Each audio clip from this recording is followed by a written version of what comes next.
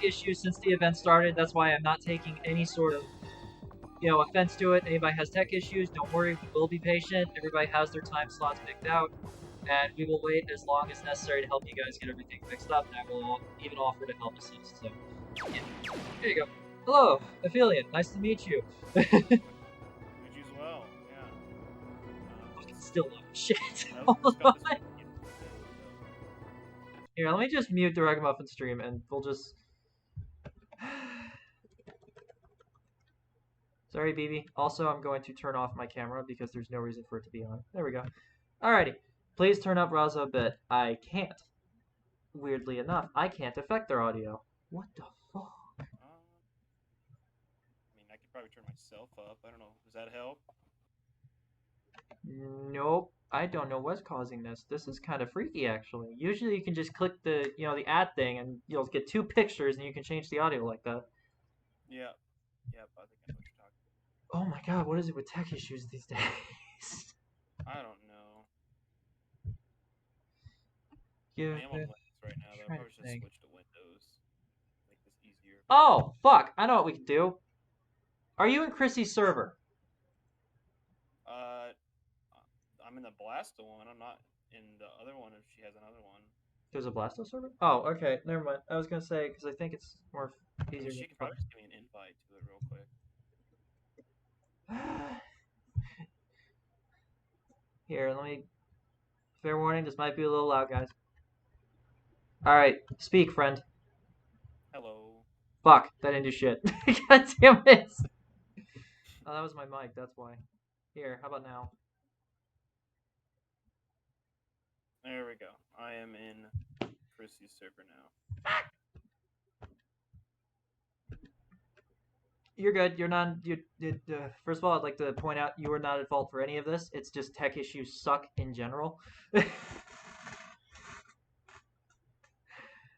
Yeah, on the bright side, at least the viewers have something to giggle at, right? Alright, Chrissy sent me an invite to her server, and she's telling me to invite you to it as well, which I will do real quick. And then she told me to get us both in the...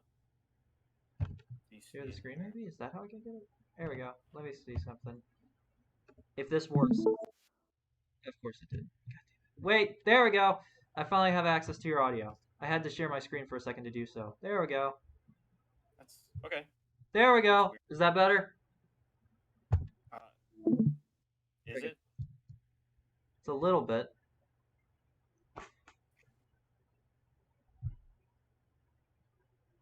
I have you on max volume.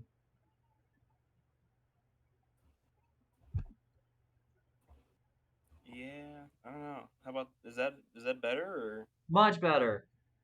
Cool.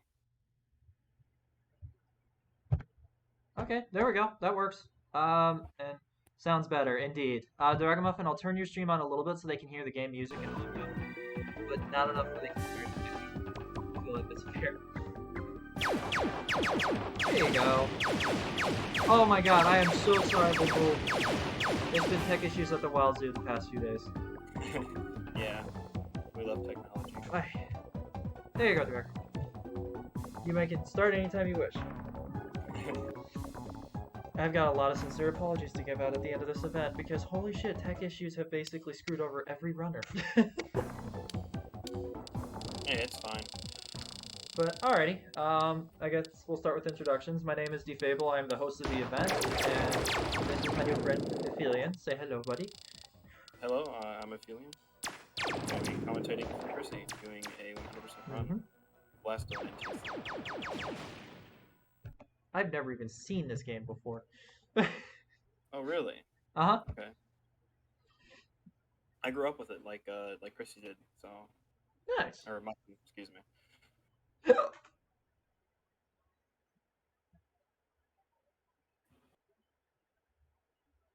1,000 years. It was like a running gag with DAragamuffn's runs, where every time she does an estimate, it's much longer than the previous estimate she set for a previous run. What was it? It started like 20 years, and then it went to 30, and now it's 1,000. You may go whenever you are ready. Oh. Ow. I do not hear audio from the game. I wish I did. I don't. I have the stream pulled up, but it's muted, so I don't have like a feedback loop. So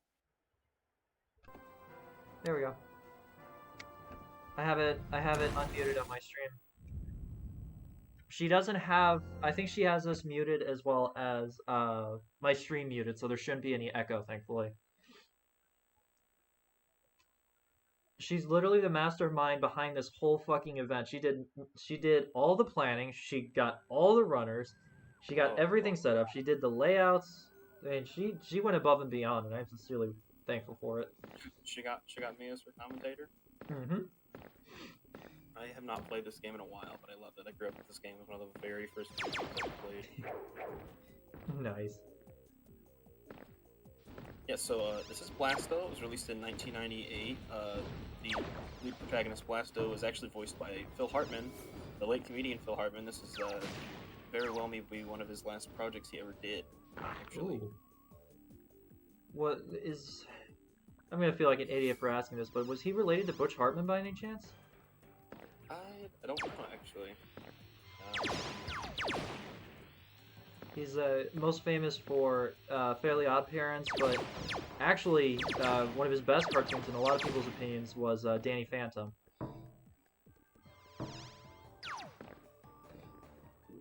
It's just the last name got the name clicking in my head. Yeah, I am familiar with Butch Hartman. I don't know if they're related as well. That would be cool. No, he's not. His IMDb page says is not related to the late comedian Phil Hartman, contrary to popular belief. A lot of people believe it. Yeah, That makes sense, yeah. I mean, I've never met someone with the last name Hartman before, but so Fair. this is Spaceport 1, and Chrissy's doing Muffin's doing 100% run of Blasto, which basically means she has to save all the babes and kill all the enemies in all of the levels, which is a very large task, especially in the later levels. The later levels are humongous. This is just the first level, so it shouldn't take too long. Nice. Some of the later levels have hundreds of enemies, and actually later in the game you go back and forth between a lot of the levels. For the first 3 levels, though, they're pretty linear. You just go 1, 2, 3. It doesn't get all mixed up until you get to the desert. That's when things get hard. This game is unusually hard for a PS1 game. It's very hard. It's also, like, again, the first 2 levels aren't too bad. They're pretty linear, but after you get to the desert, everything, kind of looks the same, and you get lost very easily. And the in-game maps help a bit. If you press select when you're in the game, you'll see an in-game map, which I don't know. I doubt that very often. I'm sure she has. I mean, she has the game memorized like the back of her hand. I would, mainly because it would balance out the audio better. I would use Voice Meter Banana, but it literally crashes every time it crashes everything I have open at the time, every time I open it, so I'm just like, nah. But, Wow, Chrissy. I love how the whole concept of this game, at least from what I'm seeing so far, is essentially the power of the boner, really. Because it essentially is like you're saving all the princesses, right? But it for some reason the first thing that comes to mind is like if you've ever seen regular show Mordecai.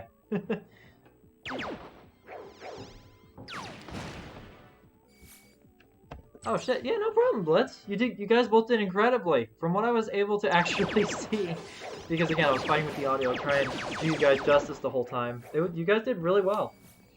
Thank you for participating. I sincerely appreciate it, man. And if we ever do any more 420 chef equals undefined. Fuck.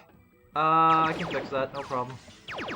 Blasto. I always gotta remember to change the category. That's on me. Whoops. So there actually is something hardware related that Muffin is using with this game to make the run go faster. If you have a PlayStation 2 Slim, there's something called FDS, which stands for Fast Disk Speed, and it's an option you can turn on for PS1 games, and it reduces load times. And then in the in-game settings, she also has to turn off dialogue, because if you turn dialogue off in Blasto, it doesn't just turn dialogue off, it skips all of the cutscenes entirely, so it saves you a good couple of minutes, I would say.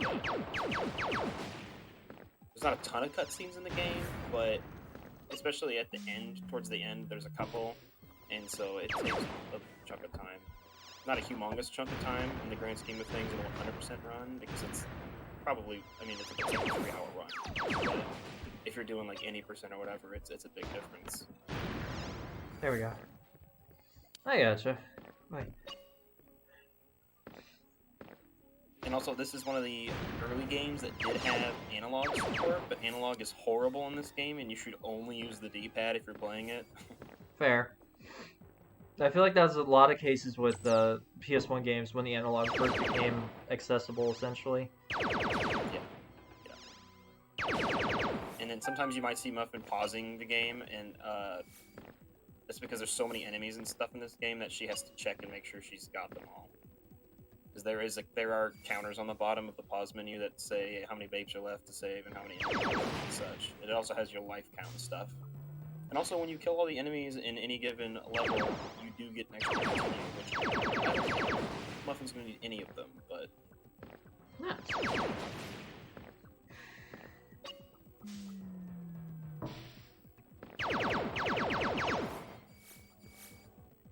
And then, of course, Muffin is playing on the NTSC version because it has a higher frame rate and runs faster. But the NTSC version of Blasto actually also has an extra level. Ah, I see. I don't know why. There's an entire level 3 is entirely cut out, or the third space board is entirely cut out of the palette version. I don't know why, but it is. My comment earlier, the kind of NSFW comment, which I apologize by the way, I was more so trying to make a reference to the fact that the way that you save all the female characters reminds me of how Mordecai would chase after different love interests in fucking regular show. I really don't watch that much TV. I'm familiar with regular show, but it's been a while, so.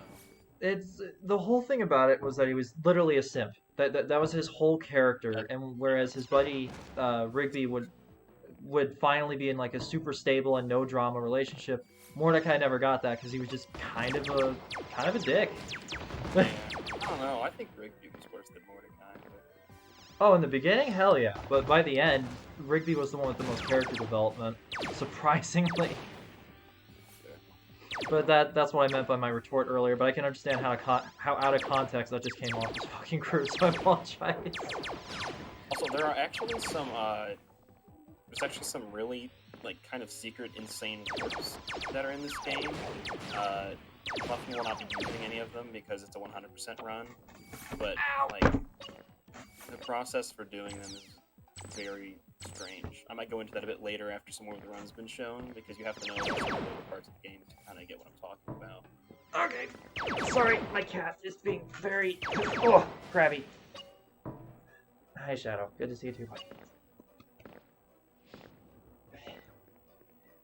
Yeah, I have new viewers, so it's okay to repeat. Ow! I have two black cats named Jet and Shadow. They're brothers. They're adorable, but Shadow we think is part Mancoon because he is massive. And when he wants attention, he tries to break every bone in your body to get said attention. My parents have a cat that's black named Shadow. He's not giant though. I think it's a fair name for a black cat, honestly. Especially when this one likes to hide a lot. Well, they named him Shadow because he would he'd be hard to find, and then he would pop out of the shadow on a sunny day. Oh. This one's original name was gonna be Goliath, like the character from Gargoyles. I've never seen it, but my fiance is a huge fan of it, and she named him originally. But her and I both settled on the name Shadow because it fit more because he just likes to hide everywhere. Shadow, get down. Buddy, no. Get off Mommy's art supplies. Shadow, no. He's nuzzling. My fiance uses jars because she water paints a lot. And he's just nuzzling the jars off the table. Is there death abuses in this game? I am not entirely sure. So I do know a lot about Blasto, and I played it a lot, but I'm mostly familiar with the 80% run. And I did look at Muffin's 100% run a little bit, but I didn't get through the whole run, as it was a 3-hour-long run. And also, there's a lot to be discovered in this run still, because the NTSC run that Muffin has as the world record is the only NTSC run that she has completed on video on stream, I believe. Because these runs are just a pain to do. Enemies spawn. I don't know much about how the enemies spawn, but it's definitely linked to walking over certain like invisible checkpoints on maps or picking up certain items, and so you can get it to where like certain enemies just don't spawn at all. And when you're trying to kill all of the enemies, and there's a chance that some of them might just not pop up if you walk to the wrong place first, it's frustrating. It sounds like it, honestly. So far, I love the level designs, honestly, because it's there's a Don Bluth game. I think something Space Ace. Space Ace? Is that it? I think. They change a lot. They change a lot. It's not nearly as much of that lead that you can just fall into. In fact, one thing you can fall into that ends up killing you a lot later in the game is just that there's lava everywhere. You go to the main villain's giant fortress of despair, and just lava and stuff everywhere. And also, the soundtrack in the game is very good. One of my favorites in video games. Although I'm likely a bit biased, as I do.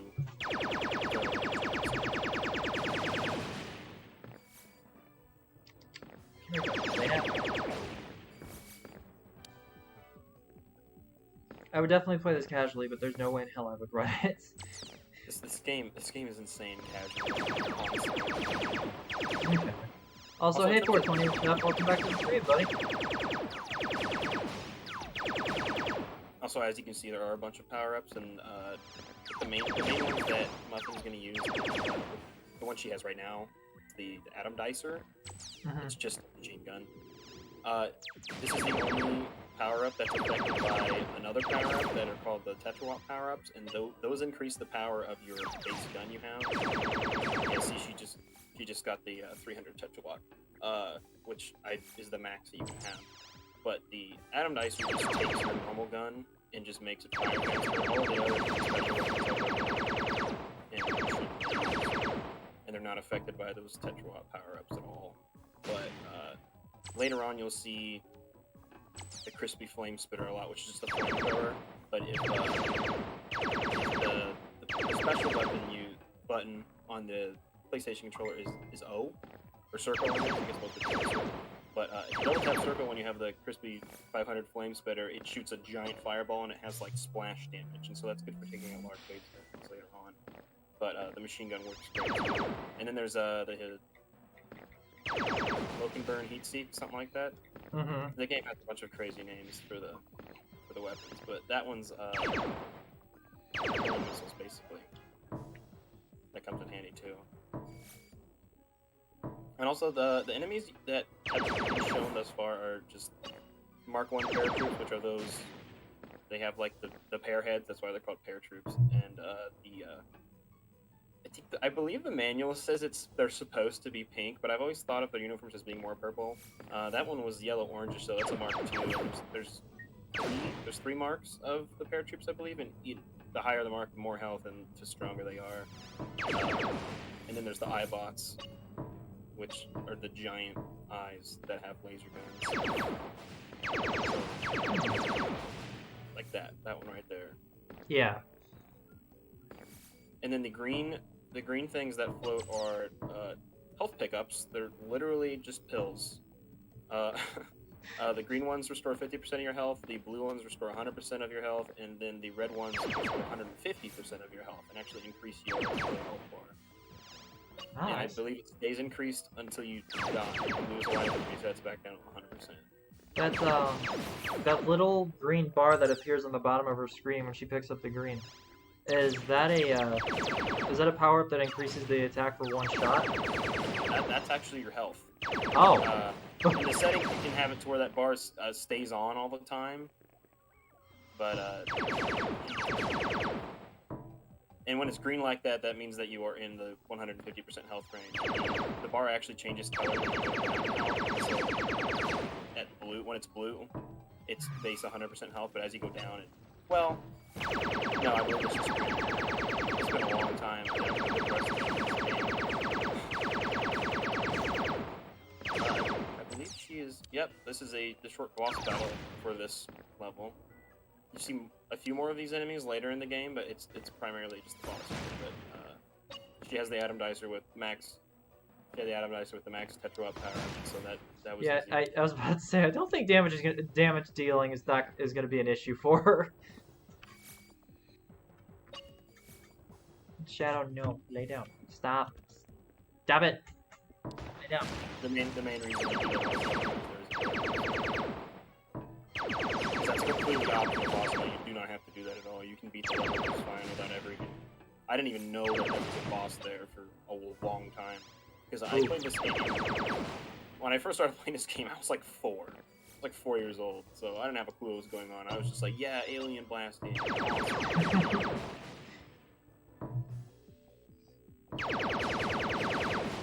There are 13 levels total in this game. Technically more, because, as I said, the game you can beat between a bunch of them. And there are sections of some you can't get to, which you'll see when the desert comes up. Yeah, I'm looking at her splits, and it looks like the levels get longer and longer as well. They do. They get very long. Very nice. And really, the main mechanic of this game, besides just pushing buttons. There's a bunch of switches in every level, and you have to hit switch 1, open door 1, and then when you go through door 1, you end up finding switch 2.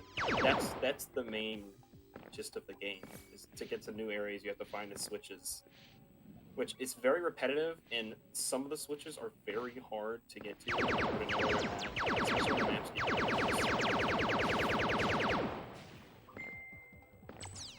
What the hell is that? Tortured me as a child playing this game.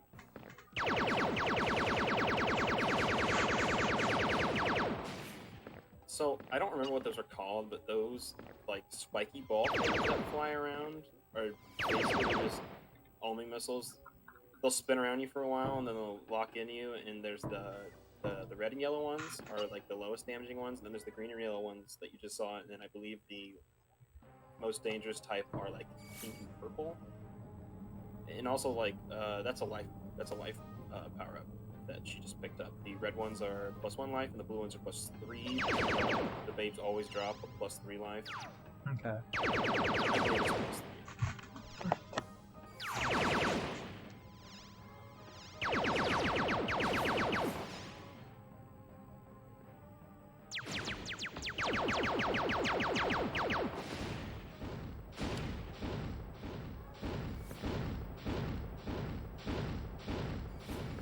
There's actually a babe viewer in the settings of the game that you unlock after saving all of the babes, which is interesting. Which Muffin will be unlocking because she is getting all of them. But, Yeah. There's also a harem towards the end of the game that you can only access if you have saved all of the babes, and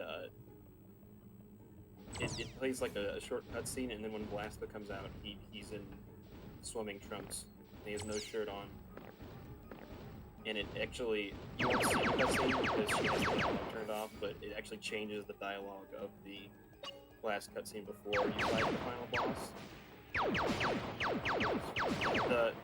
Really all of the dialogue in this game is really fun. Oh, those the pink ones I was talking about earlier. The dialogue is really fun. You won't hear any of it because the dialogue's turned off because it makes it run faster. But I mean, you can find clips of it on YouTube pretty easily. It's very interesting, fun to hear. It actually made me surprised that I was allowed to play this when I was 4.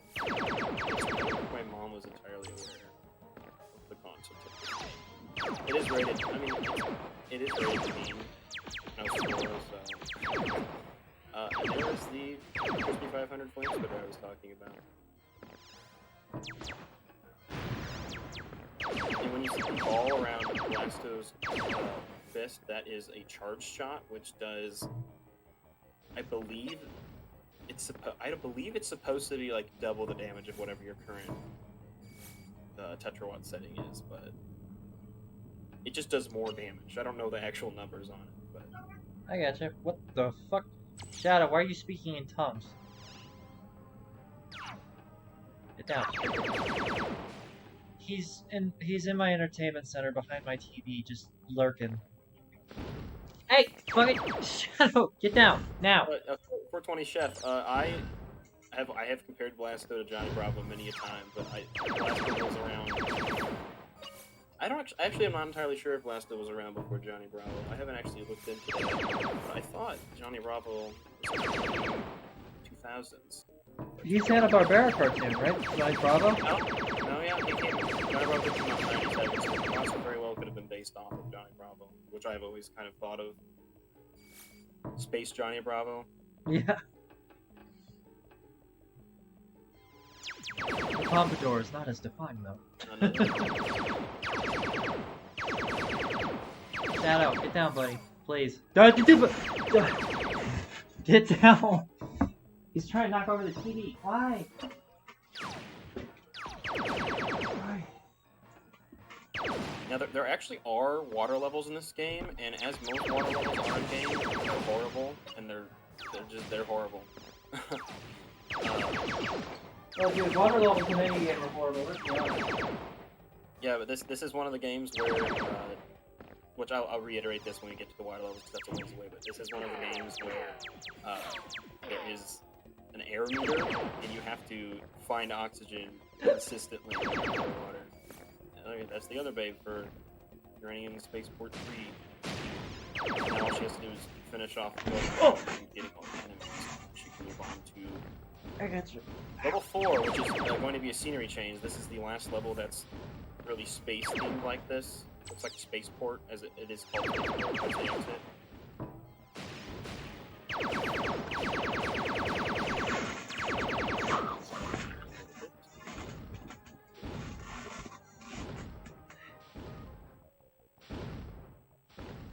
But if my commentary is a little bit behind, I apologize. I mean, I'm just watching the Twitch stream, and I'm sure it's a little bit delayed. Your commentary's fine. I'm just getting attacked by my cat in every possible way imaginable for some damn reason. Shadow, please stop.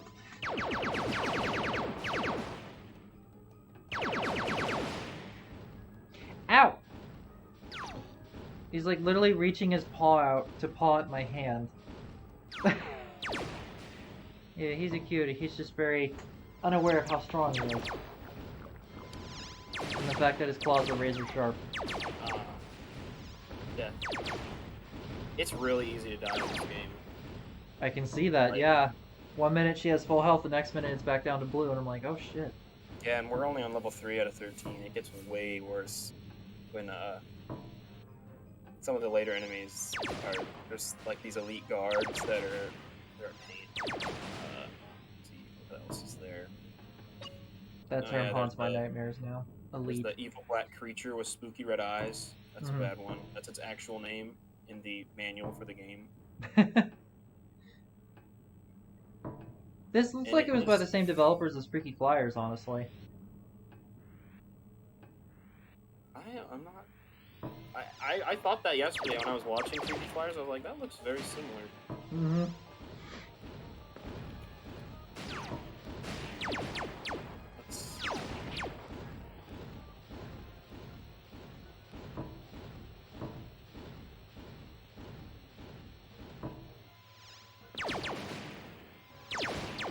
I don't actually see anything.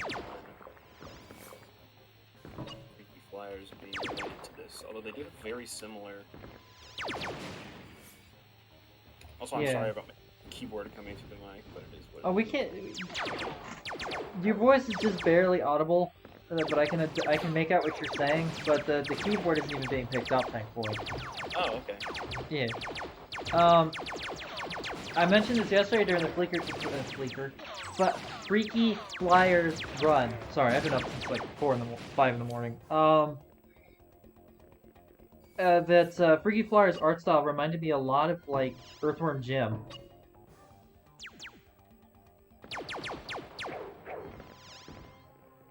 Yeah. It's like the same kind of zany kind of animation style, yeah. Is my voice a little better now? I turned my volume up just a little bit. To see yes, it's much better. Okay, good. I was very worried because there was nothing more I could do. I have you on max volume. Yeah, I bought this mic yesterday, and I was test running it a bunch with my friend, and I still haven't got all the quirks figured out with it yet. So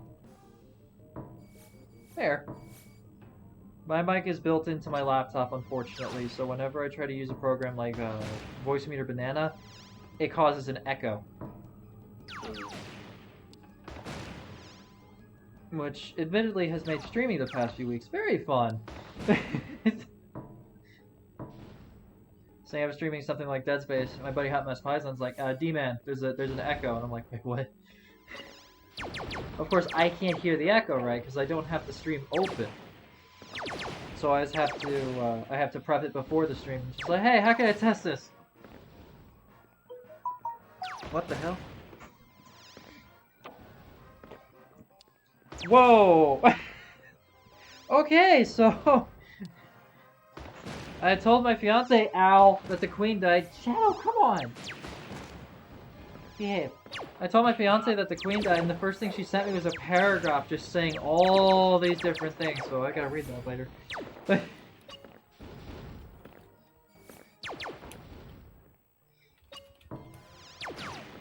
She's also apparently heard of this game before, which I should hope so. I really don't. I don't know very many people that know about this game. Because obviously I'm not supposed to bring up a woman's age, but my fiance's a little bit older than me, so she definitely was around when this game came out and was old enough to be able to play it. Essentially, is the closest I will say to her actual age. I feel like that's safe and won't get me killed.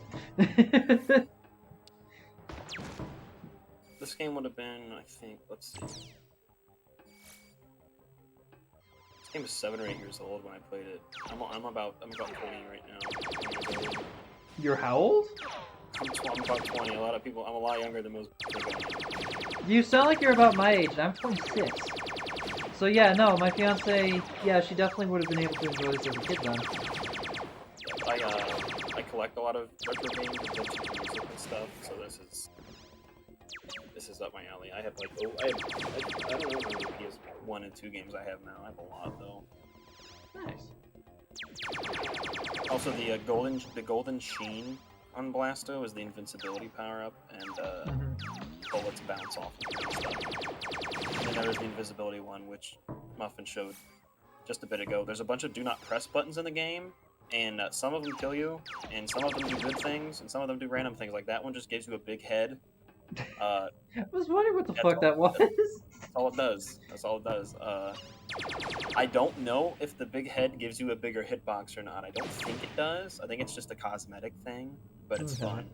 And then some of the do not press buttons instantly kill you, and then some of them give you a ton of power-ups. And it's really just RNG. When you're first, no, they're all of them do the same thing every time you press them. It's just like on your first time discovering any given button, you may as well just push it and see what it does.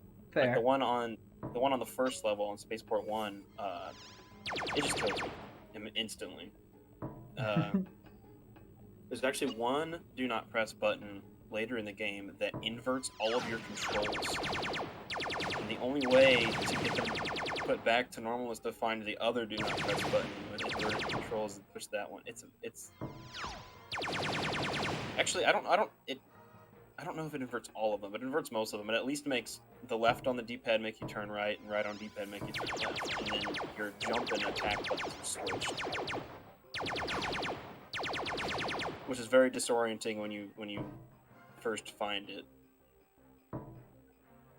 I gotcha. Oh, that right there with the green thing floating above it is a portal to a boss. Ooh. I don't know when Muffin is gonna go to it. Which is just gonna fucking slaughter. After she gets these power-ups, but it is to the giant alien. Very typical alien. You have to shoot these spots on its side, and then it like blows up. Oof. Which Muffin makes quick work of. I mean, Yeah, I saw that. It took me a while to get that thing figured out, but She's an impressive runner in this game, that's for damn sure. yeah, she is the best Blastoise runner. I mean, aside from marathons and stuff like this, she is retired. She has run Blastoise. Fair. I mean, she does run quite a few games. I'm about to do the same myself. She does enjoy doing it for marathons and stuff like this. But... Yeah, a little bit of a backstory. I actually didn't, a little bit of behind the scenes of like the event planning and everything. So a lot of you might recognize me from her marathon last month. That is actually how we met. She was doing a marathon to raise money for transition surgery, which, much respect, by the way. We were able to raise quite a bit for it, which I'm very happy about.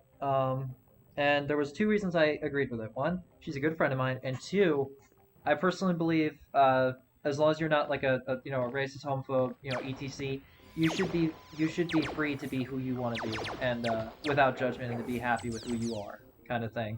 And so of course I supported the cause. And she's like, hey, we make a great team. You're trying to do an event for your city, right? Want me to help? And I'm like, yeah, sure. Immediately, like a week after she finished her marathon, she's like, hey, let's get the planning started. And I gotta say, I have never met someone with more drive, and I respect the fuck out of you for that, DAragamuffn. And within 3 weeks, no joke, she already had the majority of the actual event set up. Now all that was left was the runners. For anyone who doesn't know, she brought all the runners together. I had nothing to do with that other than Hot Mess Pie Zone, because her and I are close friends with DAragamuffn. And so yeah, huge thank you to you, again. Yeah, that's just a little behind the scenes and everything and how everything worked out. And, because I believe it was, like, I was trying to remember yesterday what games I ran for, but I remember I ran Luigi's Mansion for her, I ran Spiral 1, and I believe 3. And I ran 2 other games, and I can't remember what the hell it was. And it got to, there was like a running gag in her marathon that me and one of her friends were like competing to run the most games. Yeah, we are getting close to the exit of Spaceport 3, I believe. I don't know, I might be off. Let's see. I wish I could remember who that was. Damn. My memory is absolutely atrocious. There's also a small chance that Muffin gets a new world record with this, because she has only completed one in TSC run 100%. Mm-hmm. So, and I'm sure there's a lot of times later on in the game. Later on in the game, it's hard. She broke her world record yesterday in Freaky Flyers as well. Oh, wow. I think I watched part of that run and I got busy. So yeah, she is almost to the exit, I believe. Nice. And I don't think you see too many of these crushers after this level. They're mostly just in the first 3 levels. There we go, all the enemies and babes in level 3. Nice. And now Blasto is going to enter one of those like little pods that come out of ships in sci-fi films. Mm-hmm. And get yeeted onto Uranus. Uranian Dunes. This is where most casual players that got this game got extremely lost and confused, because what you are seeing right now with the sand and the, like, brownish magenta mountain walls, that's like the whole entire level. It all looks the same. Oh no. So it gives it like a maze-like effect then. Where you think you're in the same area even if you're progressing, you know what I mean? And actually that, if you notice that grate right there in the water, Mm-hmm. Significantly later, you unlock that grate opens up, and when you swim down into it, that's how you enter level 6, which is like the Iranian sewer system. Okay. Oh yes, good times. Those little pink flying things are called Jargon, or I think Zargon jelly beans, as their actual name. Lesser spotted Zargon jelly beans. Yeah, they suck. Yeah, they fire really fast, so I can imagine they're not Yeah. very fun to deal with. They also zip around a lot too. Oof. Later in the game, there are green-colored ones that are much stronger. And then there are a lot of Uranian nomads in the dunes, which they have those like blunderbuss guns that have the really like trumpety end from like the cartoons. Some of them have those guns. I think some of Yeah. them just have spears. Thanks to Bloodborne, I'm very familiar with that weapon. I just noticed she did save time on level 3. It's a gold split, so that's a PB on that one. Mm-hmm. The ones before it, I'm not really sure what color it is. I thought it was red, then I thought it was orange, but I'm not really fucking sure. But I know it's better than. I think it's just red. It does look kind of orangey red. But I thought the plus was a positive.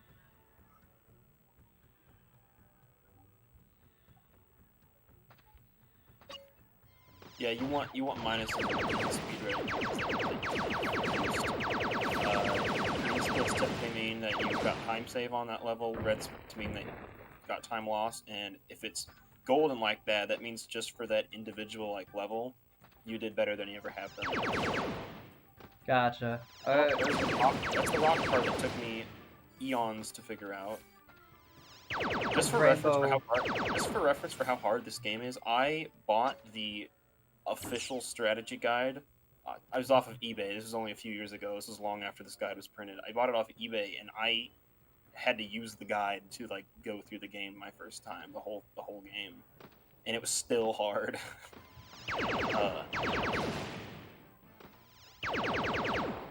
You just get so swamped later on. It's insane.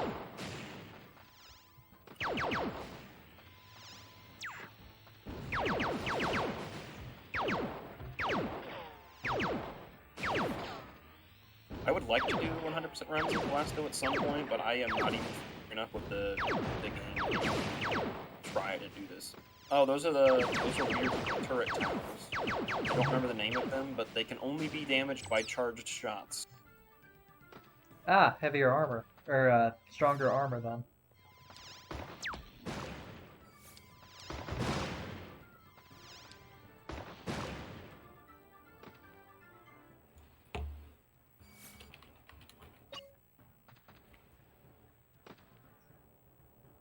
How many babes are there in total in the game? Ooh, I think it's somewhere in the 30s. That's not bad. I meant to bring my official strategy guide with me to my parents' house over the weekend, and I forgot it, and I was very sad because it was going to help me a lot with this commentary. So I'm winging it a little bit more now, but I mean, I have like a decade and a half of experience on and off of this game, which is awesome. Is it still showing? Okay, good. I was worried that when I clicked that, it would exit out of her run. Go into Google. Blasto strategy guide. I've tried finding a PDF of it. I can only find the name. Yeah, in a buy link for Amazon, it's $12. Yeah. One that's $3.95. Also, the weapon that Muffin has right now is the Nuke-O-Matic Atom Scatter. Mm-hmm. It kind of decimates stuff. It's a fun one. The little missile she was shooting that was like a lob shot? Yep. Nice. That was the Nuke-O-Matic. You only get 3 or I think it's 3 or 4 when you pick up one of those, but they're pretty good. They just don't like it. I noticed she's saving the 3 or 4 shots for the ones that could only be killed by the charge shots. So it's really good. Yeah. It's really clever. That's the fastest way to kill those.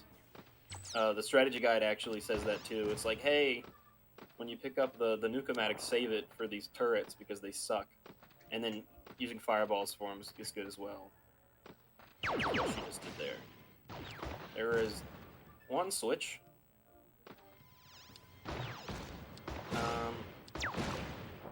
I think there are 2 or 3 switches. Okay. I think there are 2 or 3 switches that she has to get before she can go on to level 5.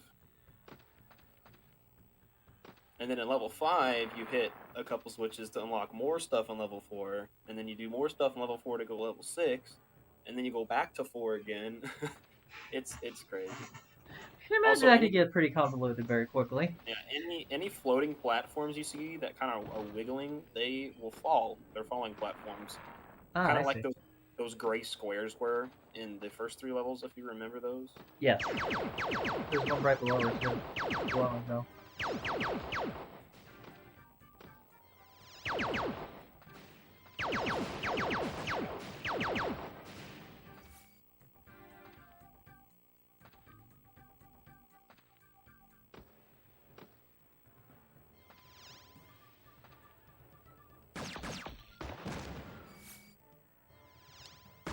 So that beginning scene where Blasto's hanging from a thing, is that him being kidnapped, or? Where at? What'd you say? When I first Windows captured DAragamuffn's screen, she was at a part where Blasto was hanging off a cliff. It was like it looked like he was suspended from a bar. Oh, I saw that. I don't actually know. I think that was the top of the. There's a part in level 2 that's like a bathroom, and I think she got on top of that. Nice. Good God, Shadow, come on.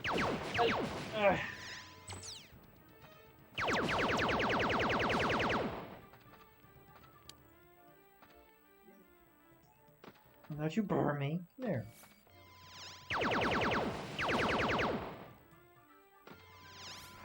Yeah, that's what it Hey, your son's being sassy.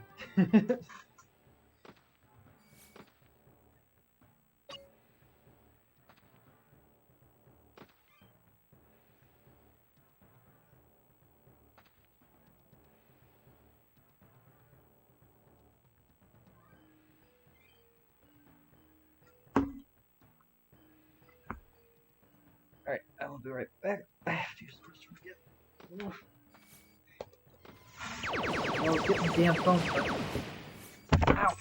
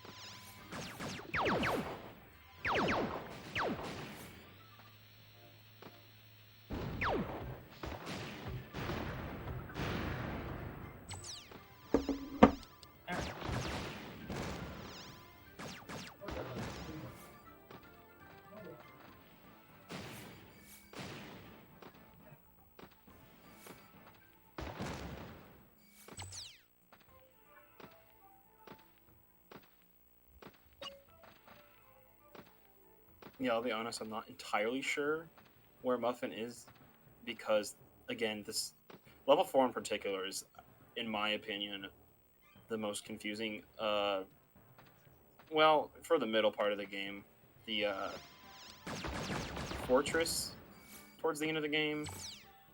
Once you get in the fortress, the difficulty ramps up significantly. But for the middle part of the game, it's definitely this level because level 5 and 6 are a little bit more linear. Level 5 in particular, it kind of just has, it splits, but it ends up at the same point.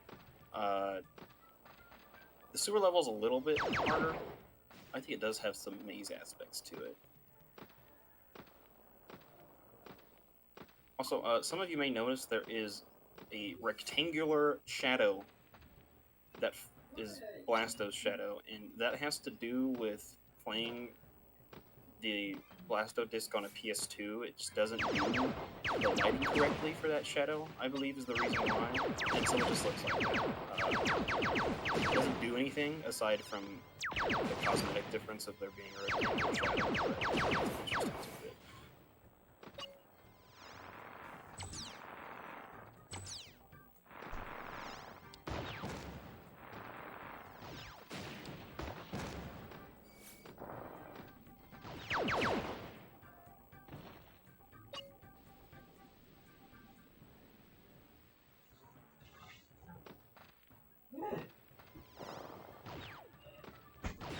Oh!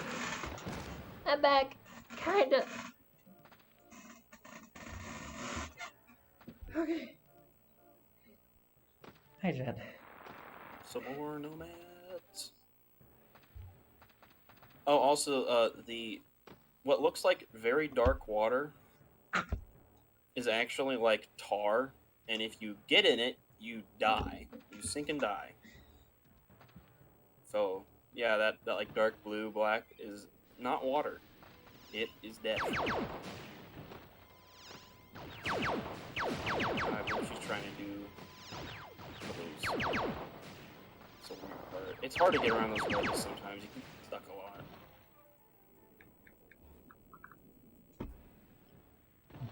This game was actually really innovative for its time. It has pretty short loading screens because they have it streaming the game off of the PlayStation disc all the time. Most games only stream the portions they need, and they keep it in like the RAM of the console. But that also meant that they had to do different stuff with getting the audio to work correctly in the game, and it was pretty innovative for the time. It probably would have been a lot bigger, but the reason this game is not very well known is because Phil Hartman, who voiced Blasto, on announcement day for this game at E3, he was murdered by his wife. That's and horrible. So Sony went, "Hey, pull all marketing for this game. We cannot publicize on. We can't. They didn't want it to seem like they were capitalizing off of his death, and so the Fair. game was quietly shelved, and it was still released, but it wasn't heavily advertised. And also, in the credits sequence of the game, it hints at there being more adventures of Captain Blasto in the future, and there unfortunately never was. But so this very well might be, as I said, at the beginning of the game, one of the very last things he ever did. Wow, that was a lot of time save. Muffin is on good pace already. She's only 20 seconds ahead of her PB, which is also the world record. And this is level 5. This is a very straightforward level compared to the level you just saw. It does have a split path later, but they end up at the same endpoint. So it doesn't really matter which side you take. I would assume she's going to take whichever one is proven to be faster. And there are a gazillion enemies in this level. There's also one babe in this level at the very end, right before the boss. There is a boss at this level. His name is Ant Necromancer Bob, I believe. He is Bob. Sounds like a Bond villain. And he's just an ant with necromancer powers, and he shoots like fireball rain. It's fun. And if you don't save the babe in time, oh, here, babe shoot it. Oh no. If you don't save the babe in time, the necromancer Ant Bob will turn her into a chicken, and she will fly away. Oh no. And this is the split path I was talking about right here. Oh, and all of those ants, the Iranian ants are interesting because if you ever see them hunched down, they're in a position where they can't be hurt. The only way to hurt them is when they're standing up, if they shoot their underbelly. Or else all of your bullets will just deflect off.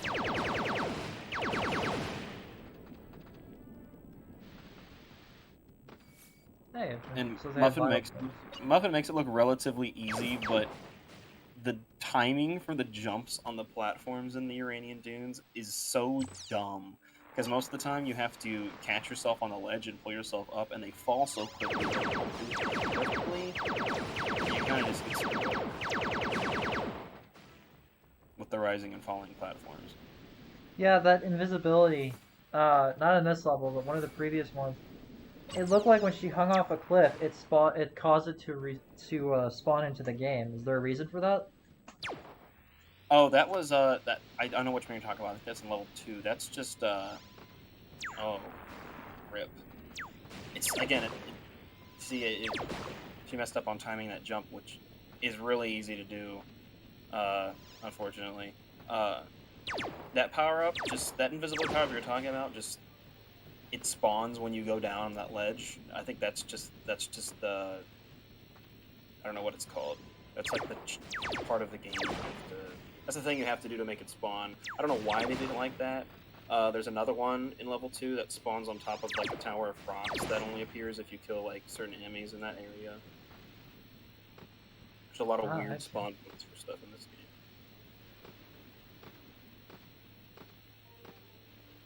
game. And as you can see, Muffin is using the there's a camera function in this game. You don't need it that much, but sometimes you do to look up or down, and that's what she was using just then to see if there were any enemies left. Ah, I see. Very handy.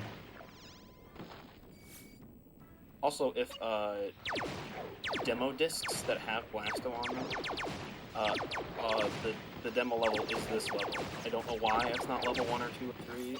They put you in this level.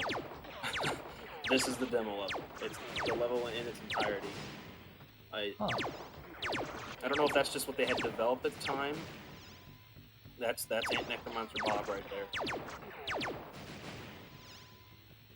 You can see he likes to shoot magic and fireballs. Mm-hmm. And actually, since we are in level 5, talk a little bit about the warps I mentioned earlier. So, the first step of the warp is on level 1, you have to kill all of the enemies in the level. And then on level 2, there's a part where you can walk an alien to a bathroom for power-ups and stuff, and you have to let him walk into the bathroom, and then you don't kill him. And then you go to there's a part with the do not press button, and you just jump off the side of it, and you land on an invisible platform, and it takes you to level 5. So you go straight from 2 to 5. And then in this level, instead of saving the babe, you let her get taken up to Ant Necromancer Bob, who Muffin just defeated. And when he turns the babe into a chicken, when you run back into a certain part of the level, you would have to watch a video to understand what I'm talking about. And it works into level 9. It basically works at the end of the game. It's weird. So it looks like this stream froze a little bit for me. Uh-oh. There we go. Stream frozen on my end. I was answering a Discord message, and whenever I do that, for some reason it fucks with the capture, even though it's a different window entirely. So this is the end of level 5. That's the switch you need to hit. And you did the entire level. See, I told you the game's all about switches. You do the entire level to hit that switch, and that's it. I hope she has infinite lives. Oh, never mind. She has 15. She's good. Yeah, and she has a continue. She gets a continue is 5 extra lives, and you get a continue every time you defeat all the enemies in the level. So she's already at like at least 4 or 5 more continues. So she has over 30 lives currently. There.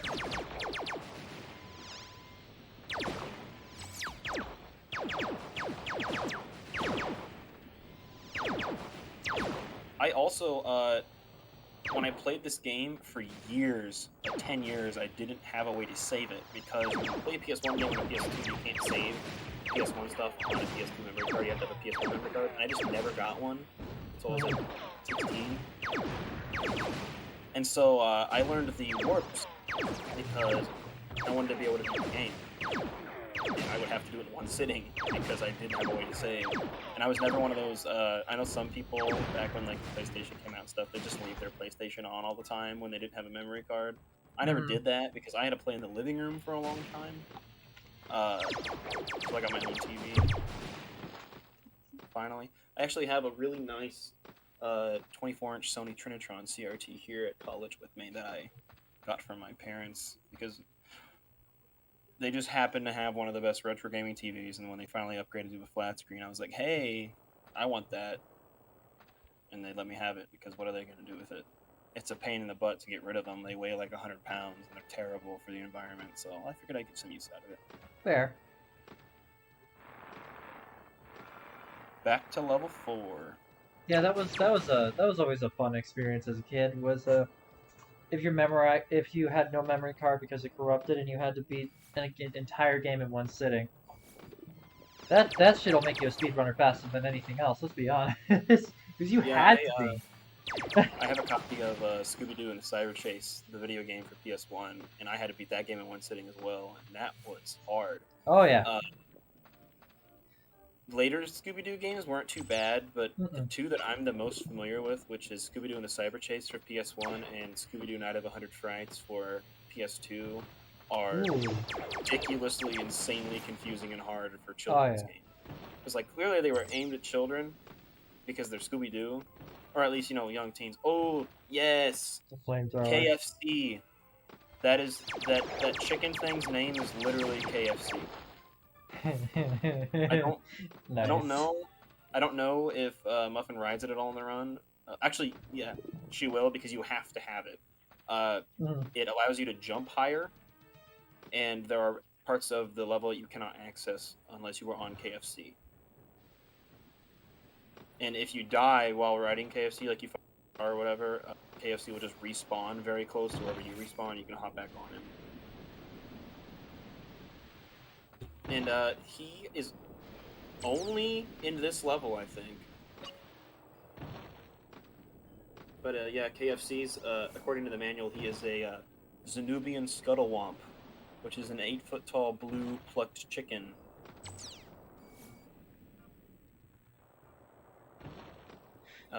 He can jump higher and farther than Blasto, but he cannot climb, so sometimes you have to get KFC to climb. You have to do a backflip off of it to get off of it.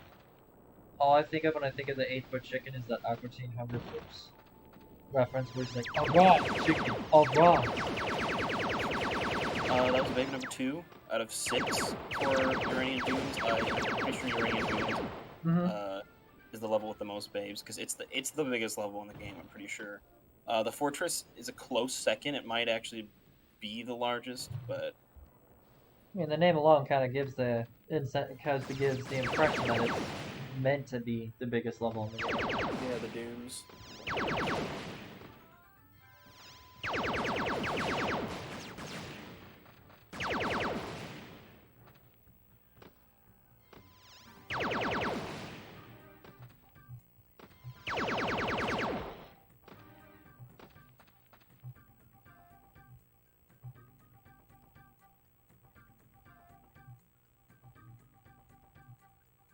I'm just waiting for the first water level of the game is next. I think there's but it's completely different. You have to like learn a whole new set of controls. And then there's one level where you use a jetpack for most of the level, which you got a glimpse of the jetpack because it is in level 1. You see it in level 1, and you don't see it at all again for like I think until level 7. I think level 7 is the next time you see the jetpack. And then after you hit level 7, it's in almost every single level because stuff gets a lot more intense. And level 7, there's actually a bunch of sections with giant fans that you have to like fly between. And if you hit one of them, Blasto gets chopped up and dies.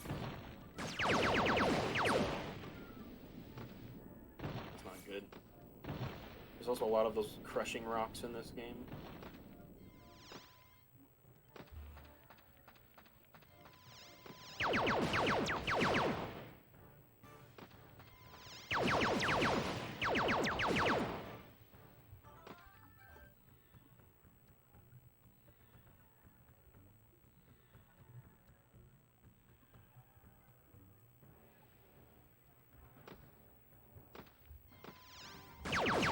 Also, if for some reason any of you watching happen to buy the official strategy guide for Blasto for PS1, it does have a complete map of every single level in it, in both the rendering that the game gives you when you press select and in a 3D rendering, which looks really cool.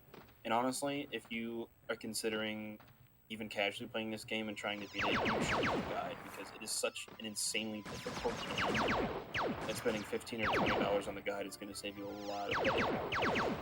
If you can find one. I know there are. It said there were listings on Amazon. I'm not 100% sure. Sometimes Amazon says there's a listings for stuff on the link, and then once you hit the link, it's like, oh, we're out of stock. But the one I got was from a guy on eBay that had a bunch of surplus from way back in the day when he had a game store. There's Babe number 3 out of 6. Maybe it's 4. Very nice.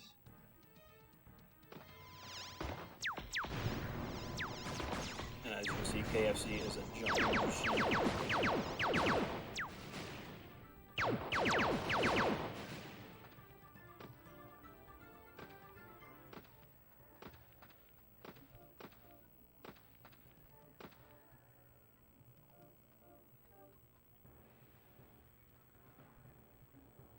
There's the backflip off KFC to get off of him. Or her, or it, I don't know. We'll just say that KFC is non-binary. It's not gendered at all. I don't think so. It's KNB. That's his real name.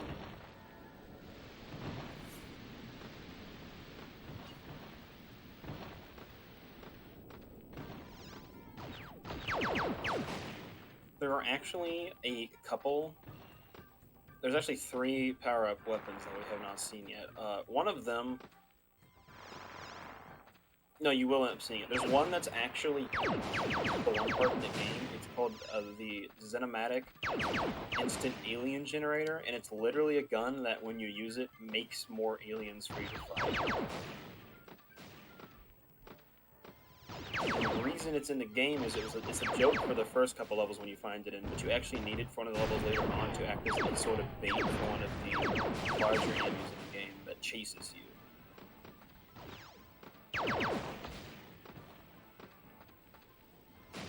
And then there's also the Choco 350, which is, it's like the flame spitter, but it's ice-based and it can freeze stuff instead of crispifying them.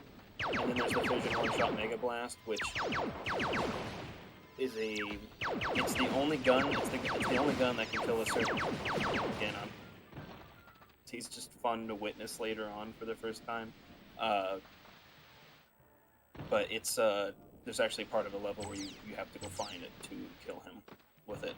And it literally is one shot, and you have to get through a pretty large portion of the level without dying to keep it. And it's a pain, but it's fun.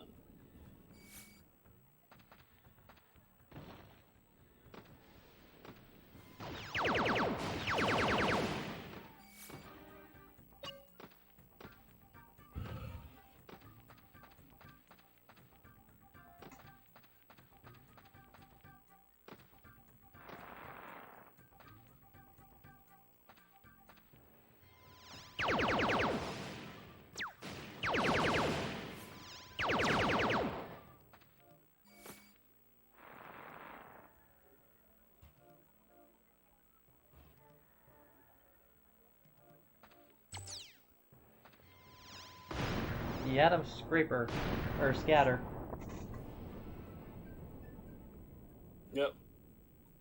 The machine gun one. Oh wait, no, the Atom Scatter is the nuke one. The Atom Dicer is the machine gun.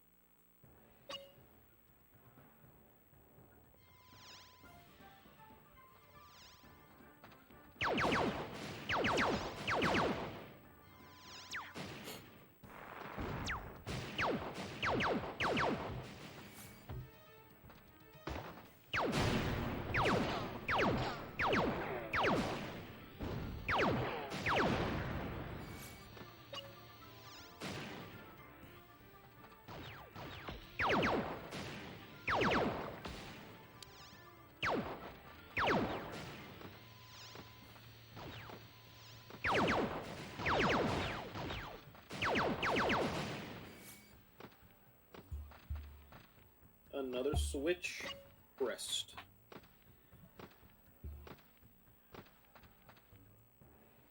Which I do believe she enters the sewer level soon.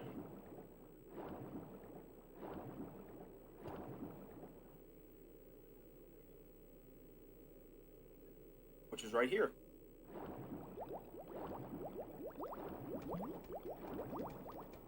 Episode 6, Depths of Uranus. There's also a gold split, that's also the best she's ever played that level, which is...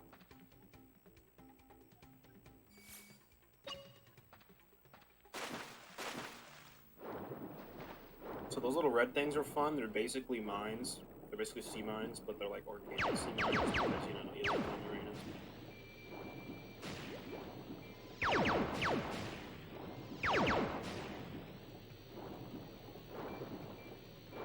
And the bar you see on the bottom, that is your oxygen bar. And if it runs out, you drown. And there are swimming variants of it. I believe they offer spear guns. Why they don't have laser guns? Spear guns seem rather primitive for creatures that have space travel too, so.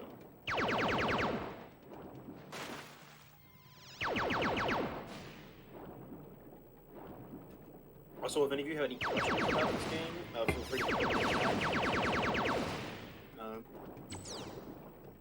I definitely don't know as much about this game as Muffin, who's running it right now, a lot still.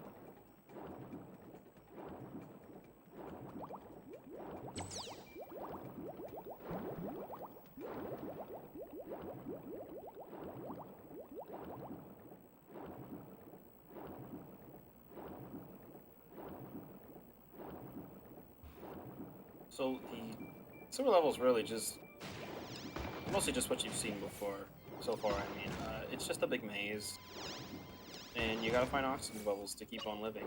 And what's the point of this level, you may ask? Well, you beat the whole level to find some switches at the end, because that's what the game's about. You know, switch time.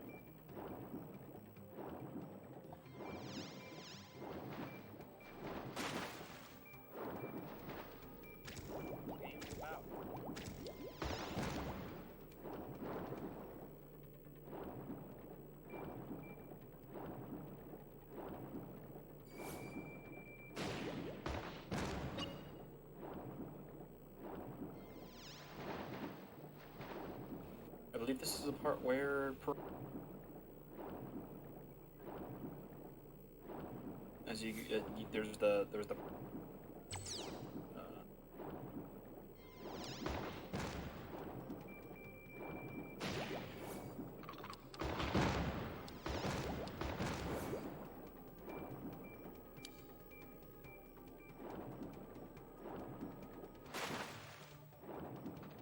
oh, yep, there are some of the piranhas. There's switch number 4.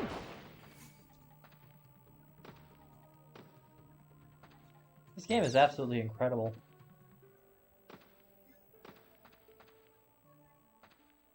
Yeah, I mean, the main complaints about it, critics at the time and stuff, generally revolved around how it was really hard, and at level 4, you got lost. It was mostly just about difficulty, and then I know some of them said it had stiff controls as well, but if you know the controls, if you know how to fully use the controls and utilize them, then they're really not that bad. Because you see Muffin using the sidestep a lot. Those are the shoulder buttons. And then you can also do backflips, which if you hold down on the D-pad and you hit triangle, you do a backflip, and that's an easy way to completely flip yourself into so you can get the enemies that are behind you. Very nice. And I feel like most critics didn't do that, either of those things, and they didn't use sidestep or whatever, because if you're just trying to use just the D-pad for directions, then you're going to get screwed with this game. You have to know how to utilize the sidestep in the backflip, or else you are just going to die all the time. Yeah. Yeah, see? It's good for speedrunning too, because you can quickly, you don't have to turn yourself all the way around 2 times to get an enemy behind you. Oh, it looks like she paused to see how many enemies are left. Mm-hmm.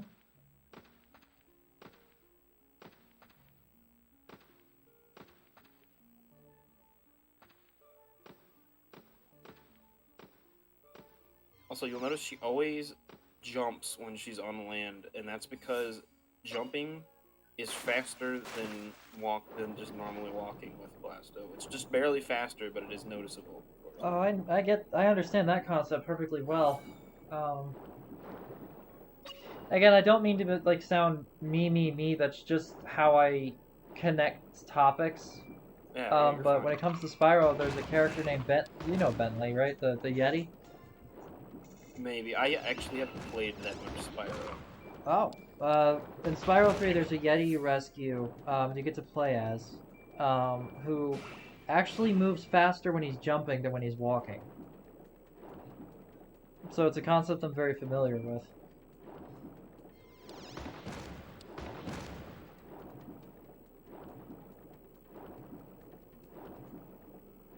What's that, like, she's up to 50 lives now, I would assume? 55, I guess. There's another continue. Yeah, if you know where the lives are in this game, you do pretty good at surviving. Nice. Especially in level 1. She didn't show it because it wasn't really necessary, but there's a lot of life pickups in episode 1. Back to level 4, by the way. DAragamuffn being I a forgot god. I forgot that if you run out of oxygen, you don't just instantly takes away your health.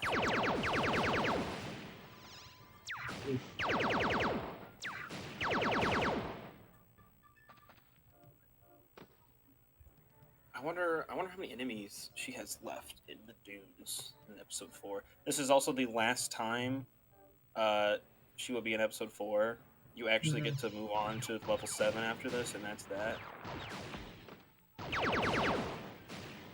There's a boss fight at the end of episode 4, and then there's a cutscene that normally would play that I'll explain once we get there, because all the cutscenes are gone because the dialogue is turned off, but you fight the boss and you go on level 7. And when you hit level 7, you're not even on Uranium. Because up until this far, episode 1, 2, 3 was Uranium Spaceport, and then Blasto dropped off in that escape pod to land on the Uranian surface, which, contrary to popular belief, Uranus is not made out of gas. It actually is a bunch of sand. Totally. Sand and trees and rocks and aliens.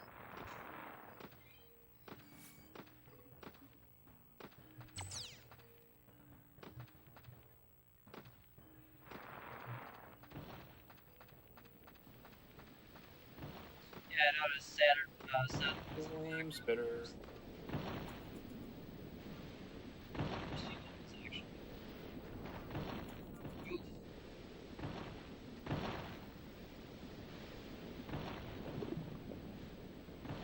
That almost looked like it was a clip. Yeah. Yeah, the game's... It's a little strange sometimes. If you do a warpless run, which doesn't use the super secret warps I mentioned earlier, there's a lot of clipping from stuff. You can actually clip outside of the map a lot of the times. It's crazy. If you want to see the crazy glitches in this game, you look at the warpless run usually. Because the any percent run just uses a warp that, while very secret, is put into the game on purpose. The warp itself is actually so secret though that they didn't put it in the official strategy guide. They mention it, but they're like, "Yeah, no, we're not actually going to tell you." It's pretty funny. It was pretty funny. Nice. In the 100% run, you don't really use too many glitches. At least so far, I haven't noticed any. Because again, I'm not super familiar with this category, but because you have to save all the waves and kill all the enemies, you can't really skip anything. So you miss those. And it would probably also mess up the spawn points for a lot of those enemies because you have to walk over certain parts of the map or pick up certain items to make enemies spawn. And if you skip that stuff, then you might just screw up the process of them spawning in the first place.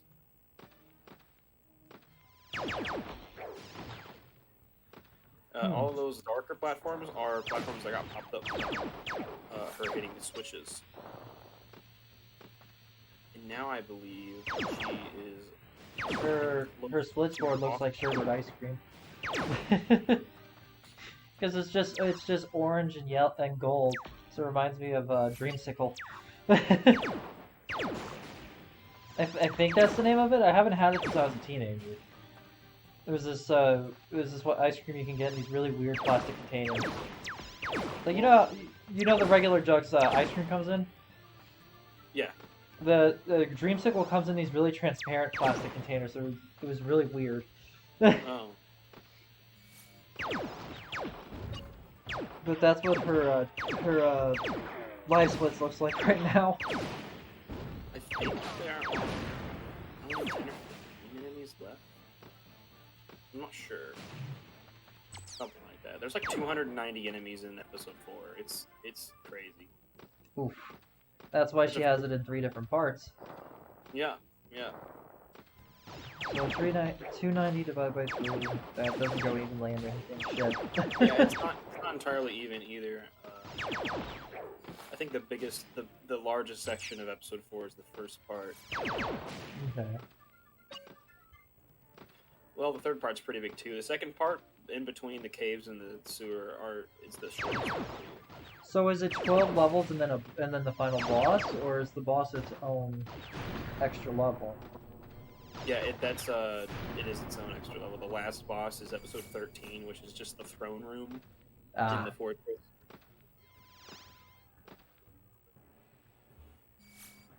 But it's more like 20 levels because of how many times you go back and forth between them.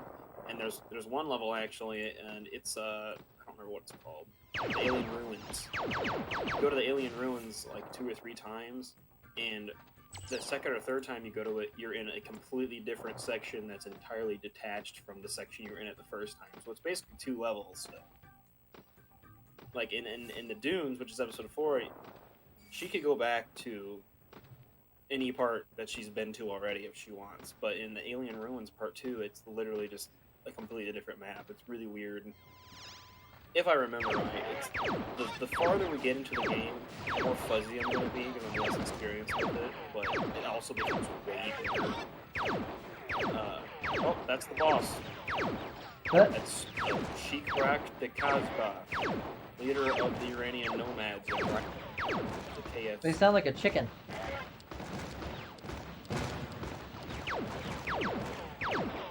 But yeah, he's just the leader of the nomads, and you can tell that the power and full and rich one because he's fat. And if you're very familiar with history, you know that fat meant wealthy back in the day because it meant you were eating good.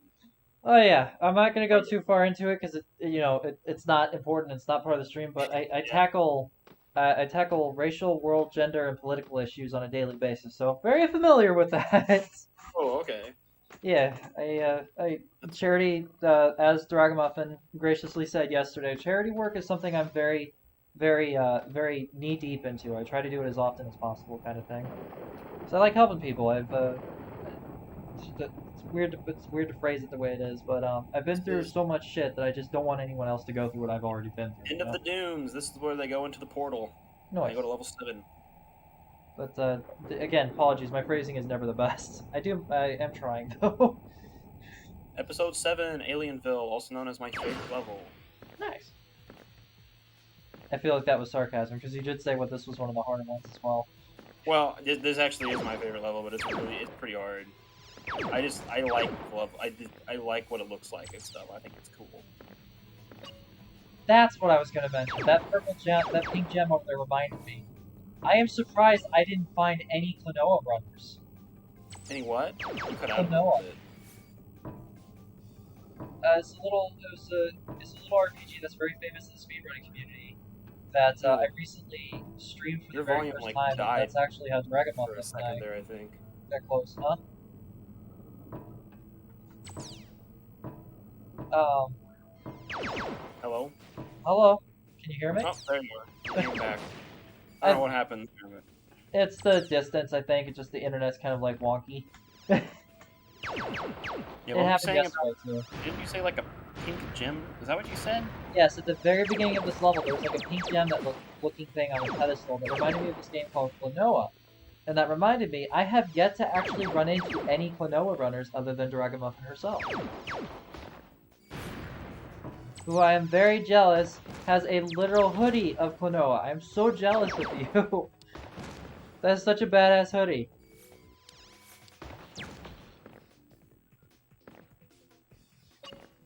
But yeah, it's a really fun RPG that I still need to play the second one, but This level's another just Mhm. find and hit the switch level, which is fun. I love this level. This level is like, there's a bunch of stuff in this level that's just great. My favorite enemy in the game's in this level, which you'll see later. Mhm. There's like a dance party section. There's like 2 or 3 bosses in this level. Great. I love this level so much.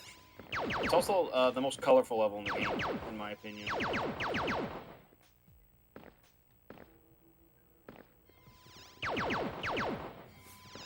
Hey, what the hell? We are also approaching what I would say is very rough halfway mark of this run. A Yeah. little bit under that. I'd say an hour 30 to an hour 45-ish is the halfway mark, so...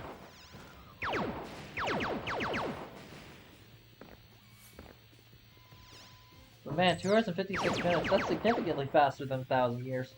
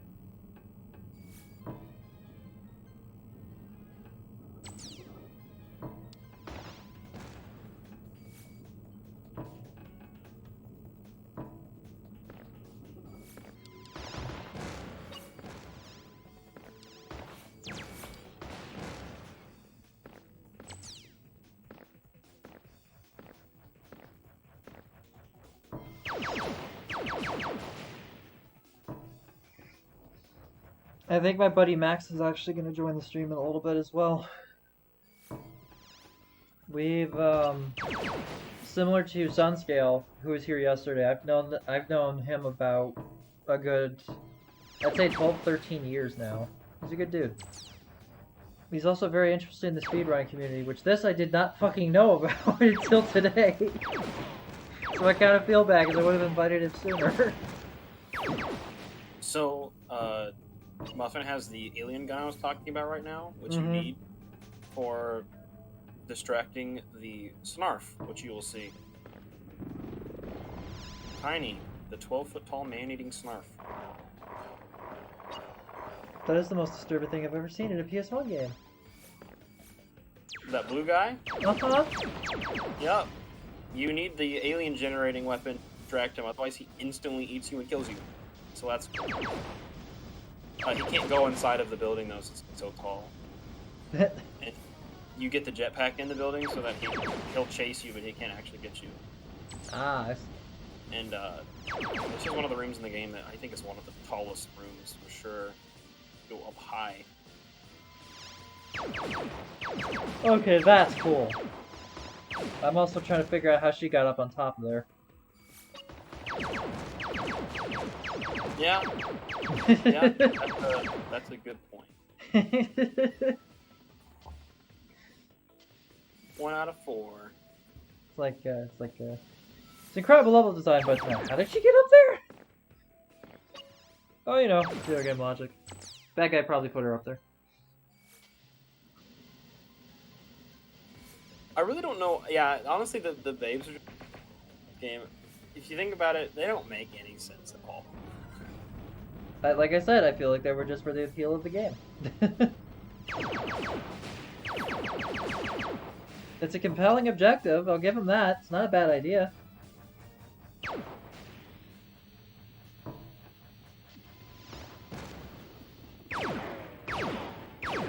Oh man, you die so much to the fan blade spinning your first time on this level. Also, the good old tanks. Those took a good 4 or 5 hits. And that's, Yeah, from what you said, that's the strongest her gun's gonna get, so that's interesting. Oh, there's the Chilco.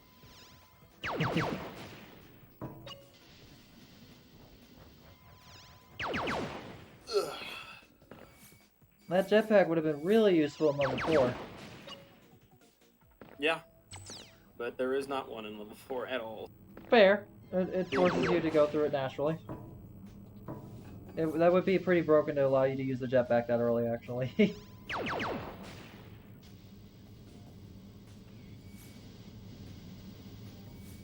DAragamuffn's just like, screw the platforming. I have jetpack. I mean, you use the tools you have, so I can't really, you know, I can't shame it. I love the added detail of those spinning like saw blades just have blood all over them. Yeah, I noticed that. I was like, ooh. But yeah, this is the room that she was in first when she got to this level, and you have to go back to it because you have to fly up to this second. That's a boss. Oh, that's what the purple HP bar is. Okay. Yeah, the bar at the top is was the boss's health. Because the shaman, not the shaman, the witch doctor, the necromancer had one too. Necromancer Bob. Bob.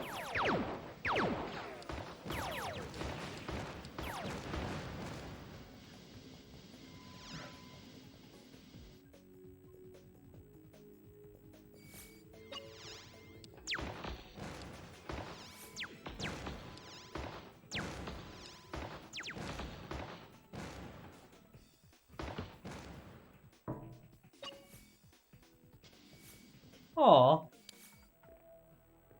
My fiance's gonna call on her break and wish all the runners a good luck. That's really sweet. I'm actually surprised because my fiance is actually one of the only people I know that do not give a single fuck about speedrunning. Like, she understands why all of us call it an art form, right? And the talent behind it and the skill and the practice that goes into it. She respects it, but it's just not something that she's interested in. So yeah. I'm actually really happy she's going out of her way to support us. It's really sweet.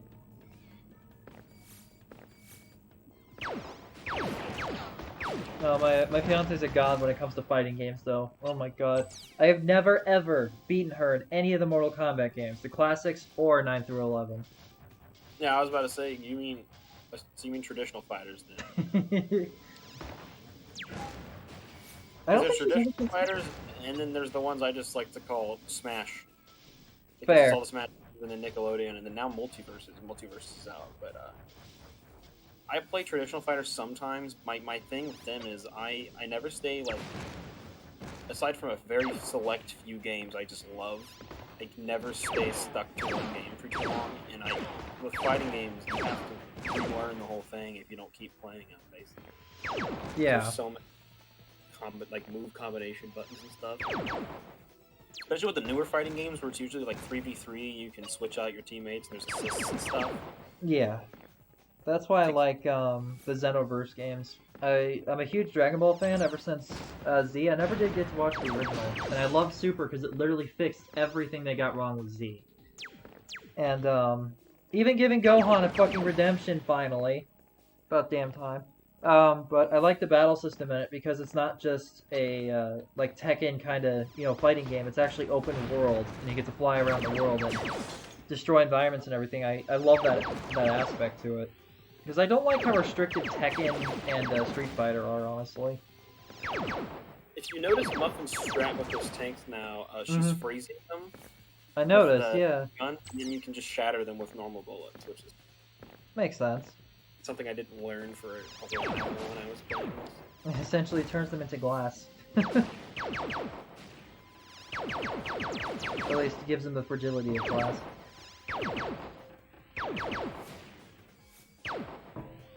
Yeah, when she was using the alien gun, I was very confused as to what she was summoning and what was already a default enemy that spawned in. So when you explained to me what the blue guy does, that kind of cleared it up for me. It's like, oh no, she's spawning them. That's the button right there that inverts your controls. And if you look at it, the do not press is backwards.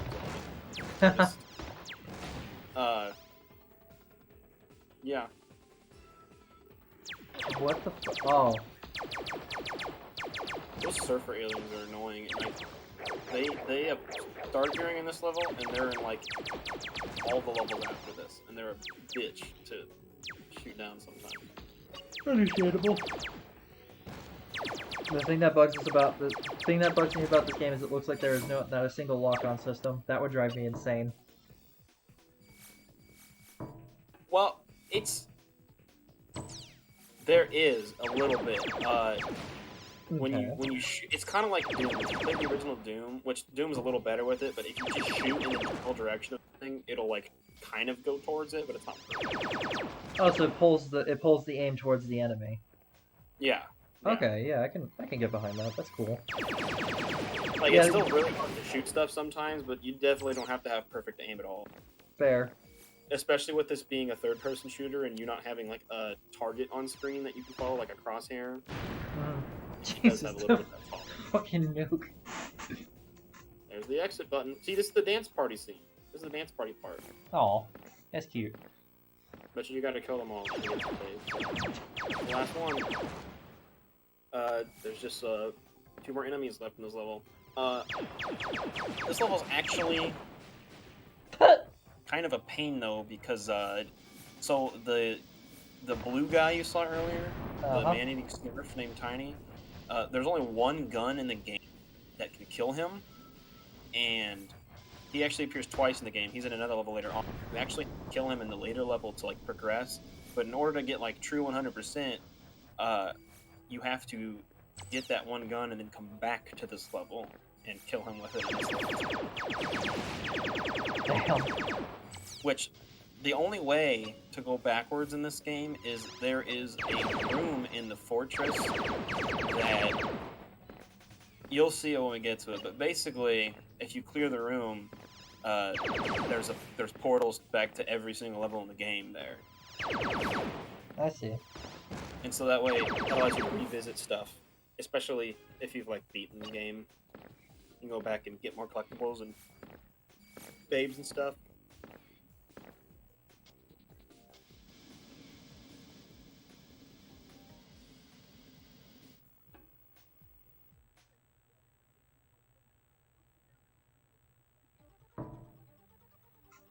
Alrighty, level 8. Level 8 is very close to the hardest level in the game, in my opinion, because it's the maze. It's the Spire maze, and it's a pain. Mazes are always fun to do. But this is the stretch. This is the stretch you have to go through before you get to the fortress. Gotcha. I think it's another one of those levels that like everything looks the same. It's all just dark green grass and trees, and it's all twisted and convoluted. And lava. And lava. Lots and lots of lava, because boss fortress nearby, why not?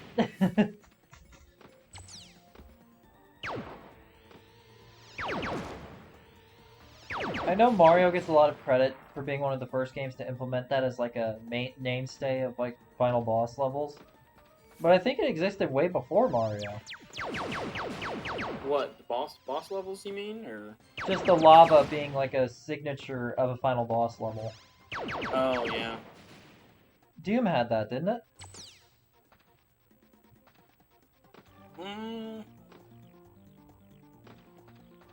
Doom doesn't really have that much lava in it. It's mostly the toxic water. Yeah. It's usually the toxic water, or sometimes they do have. I guess it's kind of lava, but a lot of the time it's like the pentagram stuff that if you step on it burns you. I think in Doom 2 the last boss has a bunch of lava in it, but in the first Doom, the boss levels are a little different there. But...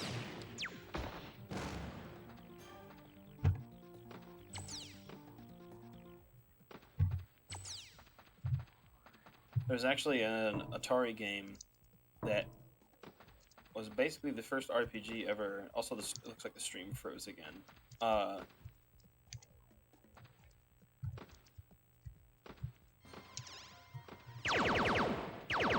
on, stream, I'll continue.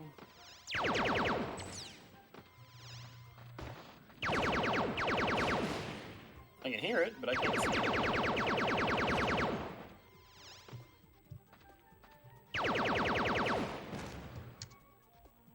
Fable, where are you? I'm right here.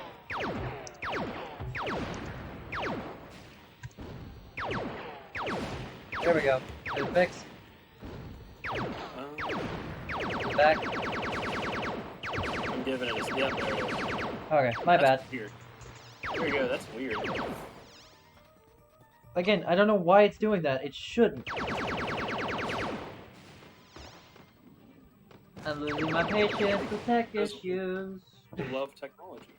We love technology so much.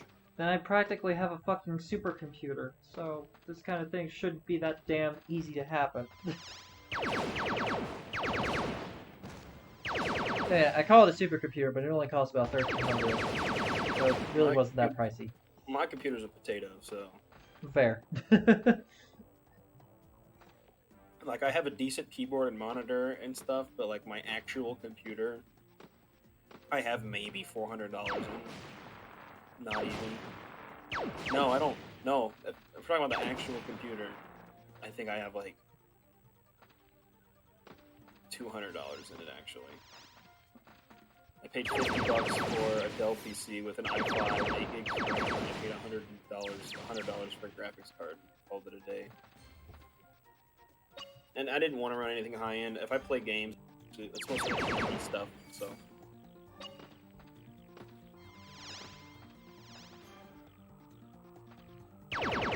Completely understandable, honestly.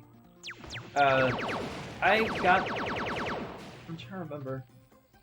One of the main reasons I got the game was I wanted to test out photorealistic mods with stuff like, believe it or not, Minecraft of all things. But one of the biggest games I wanted to play on PC, and was one of the big driving factors as to why I got it, was, believe it or not, Subnautica of all games. I had it on Steam for a while, because I bought it years ago, but I'd never gotten a chance to play, because all the computers I had in the past were very shitty. I had a very primitive, like, Dell laptop that couldn't handle it. And so I got the help of my buddy Tech God, aka Sean, or Archvilesma on Twitch. And he's like, here, I'm getting this laptop, and it's in your price range, and it's exactly what you're looking for, and more. Only to find out that we got way more than we bargained for. Our laptops are currently stronger than the PS5. So Ooh, wow. it literally is a high-end gaming PC for a very relatively cheap price. If you don't get the 2-year discount, my dumbass actually did though, sadly.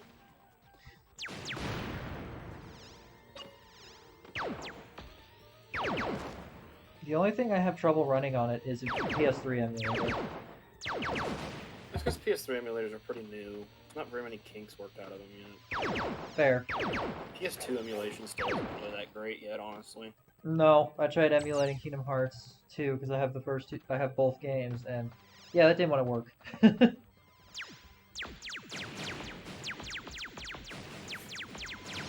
PS2 hardware is just really complicated, virtually.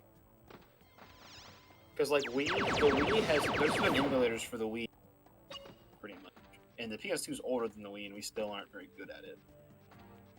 Yeah. Speaking of Wii, I actually have the original Spyro trilogy on my Wii. Because emulators. And the Nintendo Wii and the original PSP are a fucking goldmine for emulation. Oh yeah, I have my PSP all modded up, and my Wii. I did both of those before I just ended up buying a Raspberry Pi and turning that into a Retro Pi. Noise. And I don't really have too much to say about this level. It's pretty much just, hey, it's a maze. And Yeah. There's a bunch of platforms you have to shoot to move to the next part.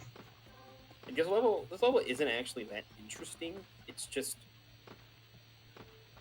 I mean, you've seen it. This is what it looks like, the whole thing. Yeah. Except for the exploding sun in the background, that's pretty cool looking. To her left. Yeah, that is cool. Mm-hmm.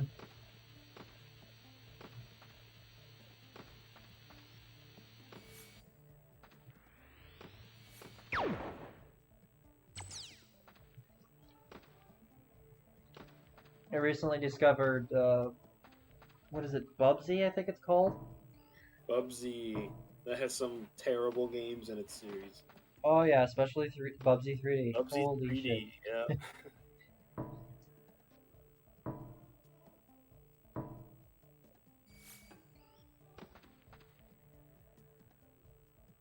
This is a hard jump to make.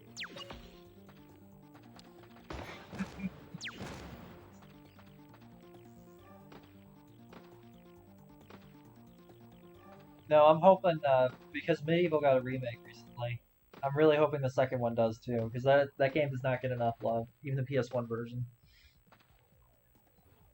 What game? Medieval 2. I don't know whether I've heard of that actually myself.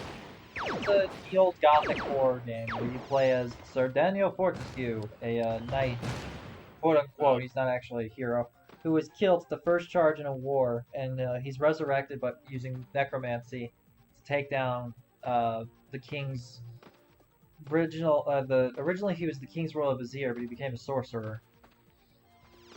It's a cute little gem on the PS1, and it got a remake for PlayStation and modern day consoles and everything. But the second game is very unheard of in the gaming community, and it was actually not a bad sequel.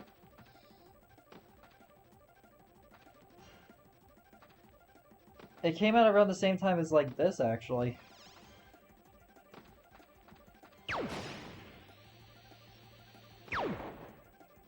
One of my favorite running gags about it is that it literally, whenever you try to type in the name on Google, Google thinks you can't spell.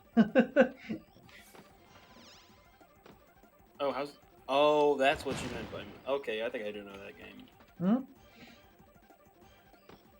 It's very Tim Burton-esque.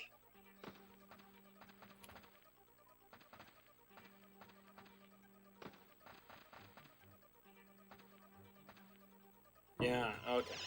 I have seen this game before. I have never played it though, but I would like to. It's really fun. I beat the PS1 version and the PS4 remake. But my sister owns it, so she let me borrow the disc. My older sister is actually the reason why I like video games so much in the first place, because she got me and my older brother Patrick into video games when we were very young, as well as her daughter Danielle. So the three of us are the four of us are huge into video games. My sister owns the original Spyro trilogy on PS1 in their original cases, and the entire Tomb Raider series on PS1. Wow. So she's I have a some fucking PS2 collector. I have a lot more PS2 stuff. Nice. My favorite game of all time is actually on the PS2. What game? Shadow of the Colossus. Oh, I still haven't played. I still don't have a copy. I'd like it. I want to play the PS2 version though. I know there's a copy. I know you can get Shadow of the Colossus and I don't remember what it's called. Ico. Ico. That's right. Mhm. Ico together on PS3. So, one of the biggest things, one of the biggest secrets about Ico and Shadow of the Colossus is Ico is actually the sequel. Shadow of the Colossus is what's known as a prequel sequel. The ending of the game directly leads into the beginning of the game. And if you ever want to speedrun Shadow of the Colossus, I only recommend the PS2 version because Bluepoint really fucked up the physics for the remake on PS4. To the point that infamously on my channels, I ended up raging by the end of my playthrough on for my, I think it was 2-year anniversary on Twitch. I did like a whole week of where I revisited some of my favorite games as well as some of the most popular series on my channel. And yeah, I hate it. Bluepoint did really good with the Demon Souls remake, but they somehow really fucked up Shadow of the Colossus. I used to speedrun Shadow of the Colossus on the PS2, that's where I'm coming from with this.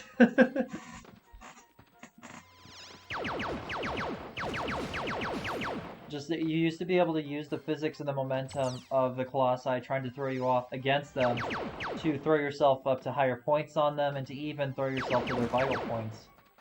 But the PS4 version completely screws it up.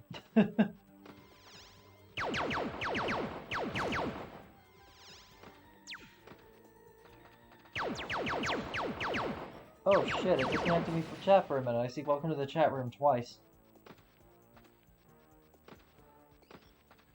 Is the stream still going?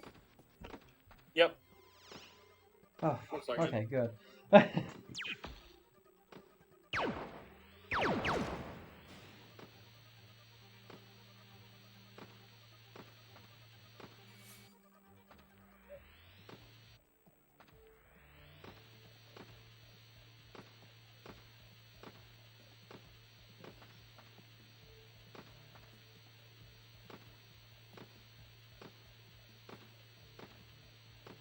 Uh-oh.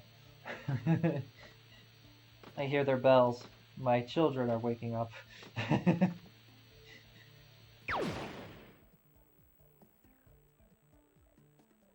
apparently the fur babies waking up killed DAragamuffn.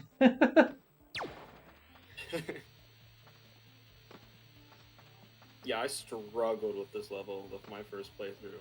It's giving me a fucking headache trying to figure out the layout of it. Yeah, I mean, again, there is a map in game you can use. It's not the most helpful in the world, but it does help. But Muffin doesn't need it, so she knows what's up. Mm-hmm. And I'd like to say that I think she's close to the end of this level, but I don't know. I don't think so, because she still has 10 minutes left on her split to match her previous best time. This level, this level's awful. It has the coolest music. It's my favorite soundtrack. This level soundtrack is my favorite in the game. This level's a pain. Did she mute the music, by the way? I don't know. I have the volume very low. Did she mute the music? Yeah, I think it is muted. I wonder if it helps the loading. Because if it works with the dialogue, it might work with the music too. Yeah. I don't know. Holy shit, her health went down fast. Yeah, those are Mark IIIs, those red ones. Mm-hmm. They are a pain. And then most of the iBots you see now shoot like missiles and shit. They don't shoot lasers.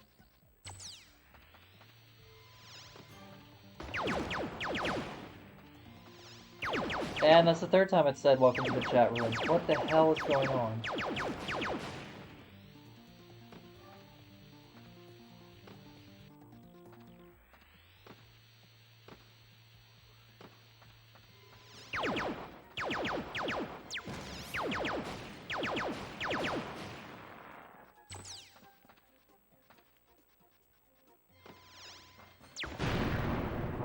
Holy shit! What? The blinding effect of the nuke. Yeah, yeah.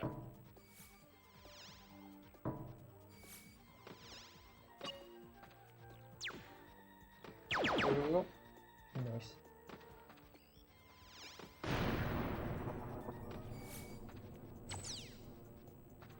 You know the runner Ray Mandicoot? Yeah, when I jumped on to your stream yesterday, he was doing his Rayman. Nice. Right before he started his Rayman run. Yeah, first of all, I was really hyped for that fucking Rayman run. I love that game. Not playing it, but just watching runs of it, because it's so cool. Yeah, I've never played it before. I've watched quite a few runs of it. Same thing with Earthworm Jim. I've never played Earthworm Jim on Genesis games, or I think it was on Genesis and SNES, but I like watching runs of them. Nice. I've seen a couple playthroughs of it, but then Brittany and I, we started binging the cartoon. Cartoon's so good. Yeah. It's I gotta say, my favorite, probably one of my favorite characters is the cat. yeah. His schemes are so fucking. He thinks he's like the most evil creature in the world, but he actually self-sabotages himself a lot. Isn't there like an evil doctor, and his entire goal is to literally just destroy the entire universe? Yes. And he doesn't know, and people ask him like, "What's he gonna do after that?" And he doesn't know. Exactly. Yeah.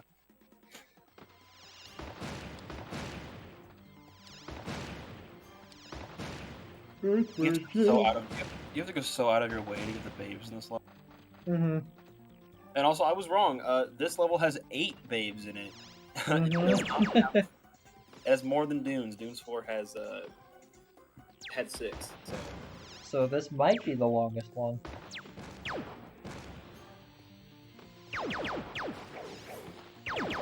Which makes sense, it is a maze.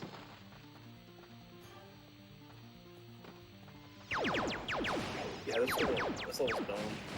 Man, I hate this level so much. We went from your favorite level to your least favorite in less than 20 minutes.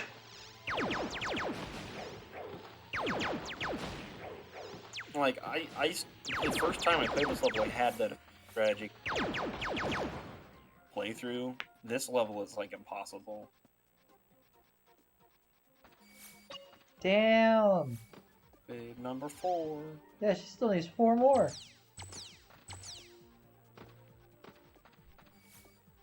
The babes do fully restore your health when you get them. I forgot to mention that, because I forgot that it was a thing.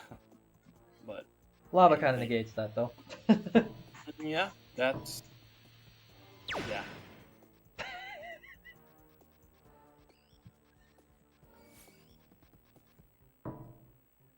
Well, it's like there's now an animation, like, you know, the modern Mario. Which started back in 1964. But if you go back and play, like, Super Mario Brothers for the NES, or even the Game Boy Color version, you hit lava, you're dead. You just don't survive it.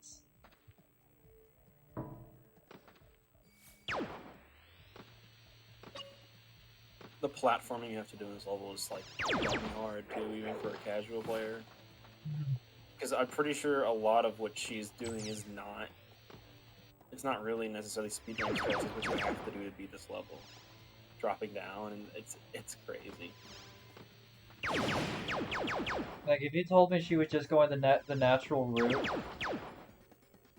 I would believe you just because of how complex this level is. Yeah, there's a lot of enemies in this level, too.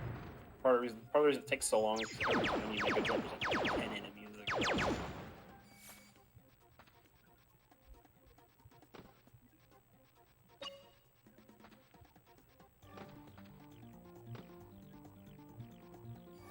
Yeah, those hoverboard guys are so hard to hit sometimes.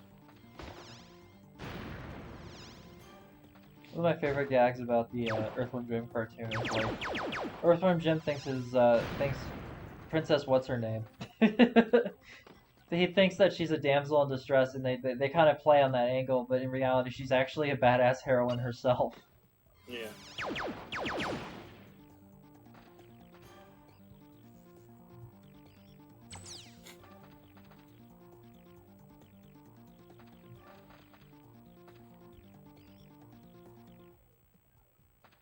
So let's see. I know Don Blue did Dragon's Lair, and he did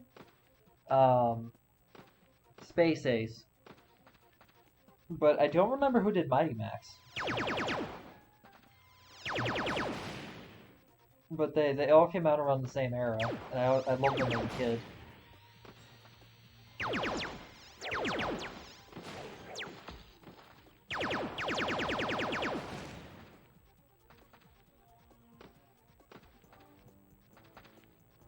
There's so many Mark IIIs.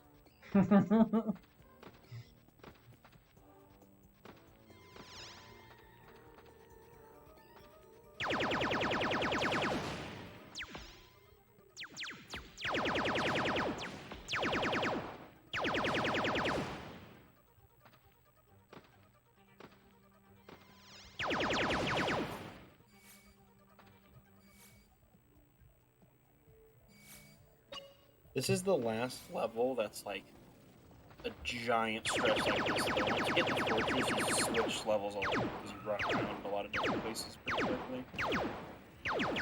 Oh, also. You said this is the last like super long level? Yeah, I mean, like there are other levels that are really they're split up a lot, like the dunes were. Gotcha. This is the longest level that you have to do in like one sitting, in one thing. Like there's no split offs from it, because like I think 4 is like technically longer or about the same, but you know you go through 4 in 3 parts because you have to go through 5 and 6 in between. So, another reason why I really like this level is just the same thing for too long. Mm-hmm.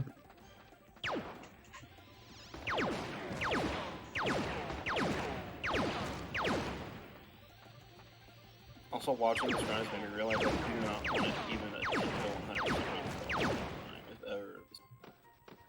I'd be so worn out by the 2-hour mark right about now, I think.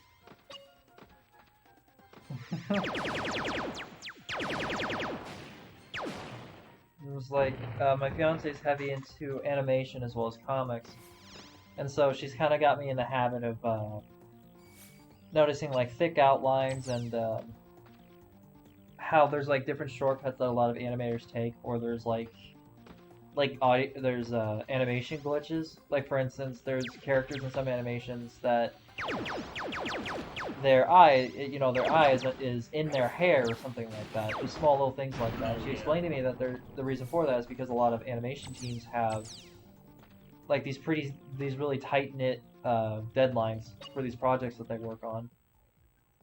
So like cartoons like Billy and Mandy, if you watch Jack-O-Lantern's backstory, his hand, one of his fingers, isn't actually painted in purple like his gloves. It's completely blank. And it's something you wouldn't notice unless you were actually looking for it.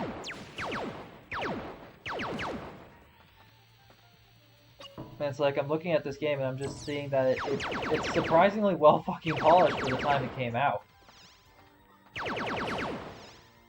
Like, the animations are smooth, even there's like little small details in the way he walks where his hands will start waving from his sides.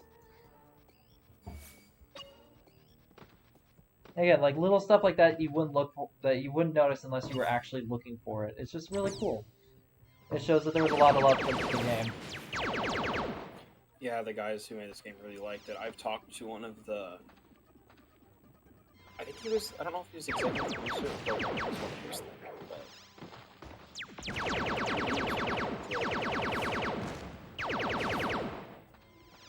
because like, I got in contact with him because I bought a poster for this game. It's one of there's only 100 of them. They were given out to employees when the game was made.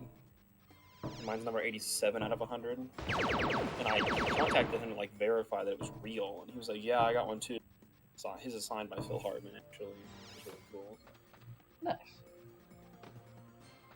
Was he friendly? Yeah.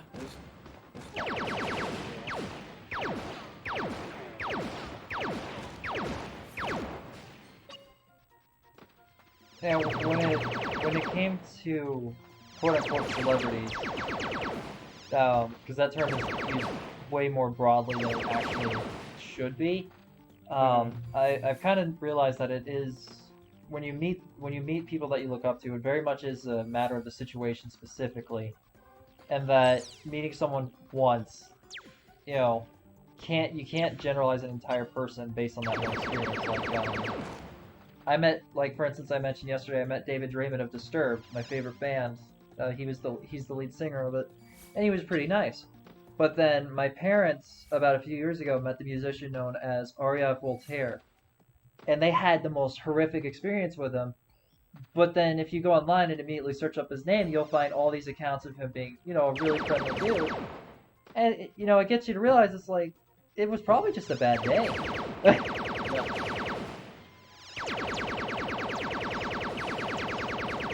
It's one of the very rare instances where first impressions aren't everything, I feel like. And so that's why I'm like, was he nice? Because it's like, it's very awesome to run into people like that, but it's even better when they're like genuinely friendly and, you know, just very nice people overall. Because you gotta think, game developers especially, they essentially craft a lot of kids' childhoods with some of their games.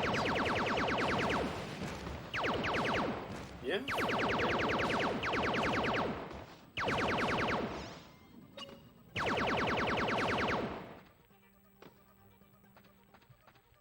Nice. Congratulations, BB.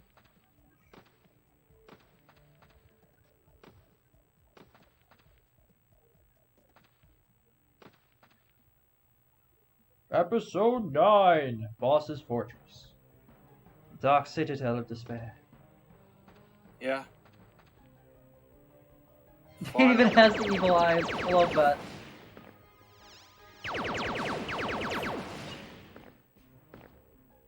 Sorry, go ahead. Yeah, this is fun. I like the fortress. The fortress is really cool. It's quite far. It's so fun. But it's so fun. Already it's more creatively diverse than most of the other levels.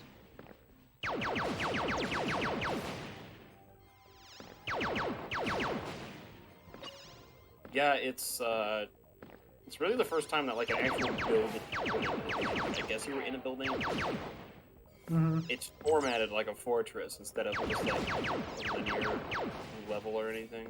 Yeah. Which makes it a lot harder to figure out when to go where and what's going on and stuff. Yeah, because with that indoor setting, you also invite the possibility for constriction as well. Mm-hmm.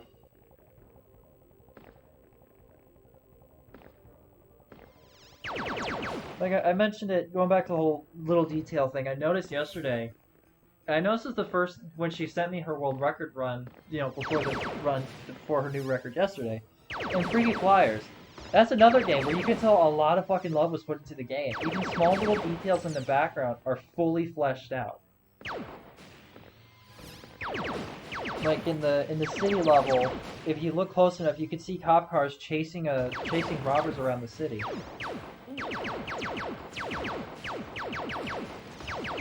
That normally they'd be like stationary cars and whatever, right? But no, they actually fully animated them moving around the city. I thought that was a really cool detail.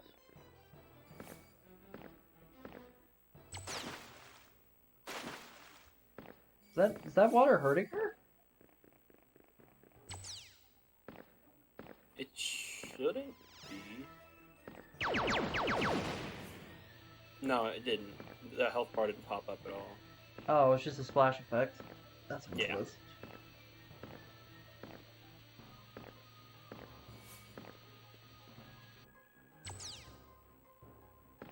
Instant alien. Most of the generator. places that you can clip in this game, there's some places you can clip by sidestepping into them just right. But most places you can like break the map in water, which I don't think again I don't think she's going to do because she has to 100%. But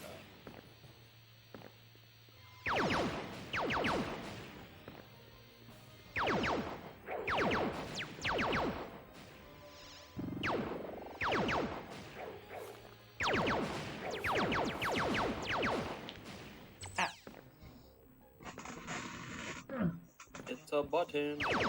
Yeah, this is a weird part where you have to use the alien gun to shoot aliens over to the button to press the button for you. Wait, what? Otherwise, you can't go across to that at all. So you use them as projectiles, essentially. Yeah, That's I totally pretty forgot cool. about that. I forgot there was more than one instance where you used the alien gun for something. I thought it was just the part where you had to distract the Snarf. But That's what I alien room? thought. That's why I said, oh, because when she got the alien gun, I assumed the Snarf was going to show up. Alien Ruins time, part 1. This is where the evil black creatures with spooky red eyes appear, and they suck. They're one of the tougher enemies. Gotcha. Well, I guess not if you have a flamethrower. If you have the flamethrower. It's like Dead Space, when you get the flamethrower, it's just game over. Yep, and those are the. Kidding, Those by are the the way, it's jelly actually beans. really bad in that game. What's up? You can see the new jelly beans that are green instead of like pinkish purple on this level. Nice. This is a very hardcore platforming level too.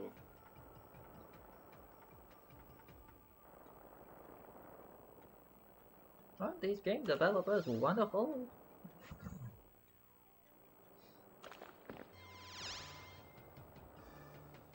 Nice use of damage nice use of damage boosting. Oh god, my brain. You really can't damage boost too much in this game though. You can a little bit, but your health so fast in the lava. I think that was actually the very first one I've seen her use this entire run. She bounced Well, off the lava to get the lady. yeah. Other than other than the alien ruins, which is where lava's most present, this game, there's not really a way to damage boost. Because getting hit by enemy projectiles and stuff doesn't do anything to you besides hurt you.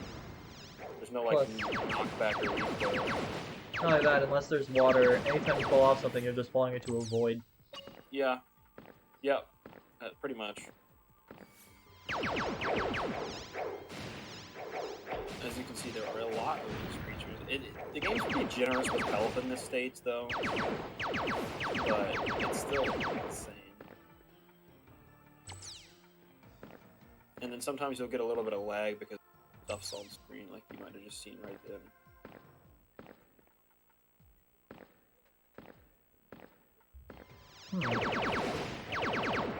They remind me... I don't know if anyone would know this game, actually, because I don't know if it was actually an official game or if it was a ROM hack, but it was called Heart of Darkness. I think I've heard of that. It's by the same guys who did this game called Out of This World. And it's honestly one of my favorite... I'm a huge Game Grumps fan. YouTuber Let's Play channel. They're one of my favorite channels on YouTube that I watch just for fun. And they have an infamous playthrough of that game. And that game is so fucking hard. Because there's this one section with enemies that regenerate that look suspiciously exactly like these black creatures with red eyes. And it pissed him off so much, he just put the controller down and just walked away. The two hosts are Aaron, who is also known as Egoraptor from like classic Newgrounds, before it became nothing but NSFW shit. Oh, how they have fallen. The golden days of Flash games and Flash animations and Newgrounds and Congregate. I miss classic Newgrounds, man. It was fun. Some of the best animators on YouTube came from Newgrounds, including, ironically enough, Aaron himself. He's known as Egoraptor. Yeah, I actually grew up playing games on a website called GameGecko, and the website doesn't even exist anymore. Oof. I think Shockwave got. I think it's Shockwave.com. I think that got shut down recently too. I think GameGecko got shut down because they did have like chat rooms and stuff, and I think they got way too out of hand with like not okay stuff. And Oh no. the website just got shut down or something. How's that not happened to Newgrounds yet? Because Newgrounds has like tags and stuff for that kind of. That's the same reason the same website that gives you, say, Doctor Who story spoilers can also give you fucking pet pictures, and then you scroll down again, and it's just the most absurd shit that you'll ever see. All on the same page. Because tags.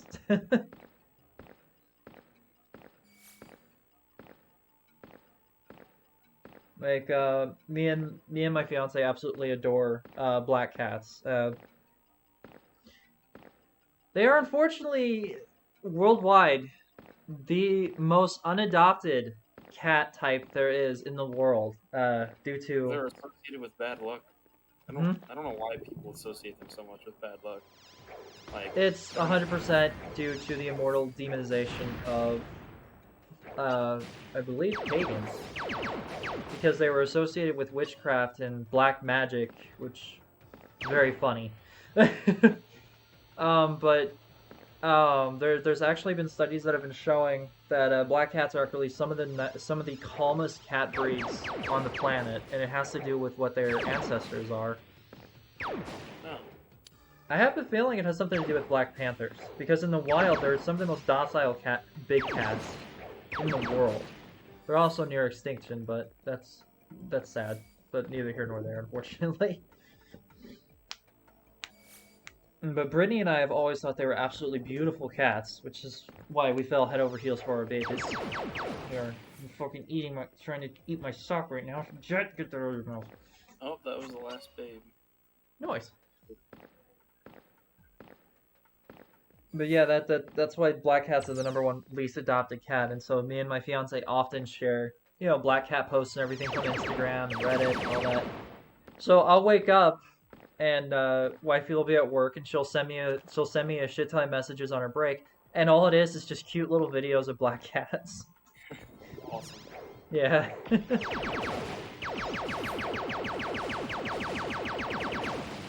She said the way she puts it, she's always loved black cats ever since Sabrina the Teenage Witch, because she absolutely adored Salem. And I'm like, you know what? That's fair.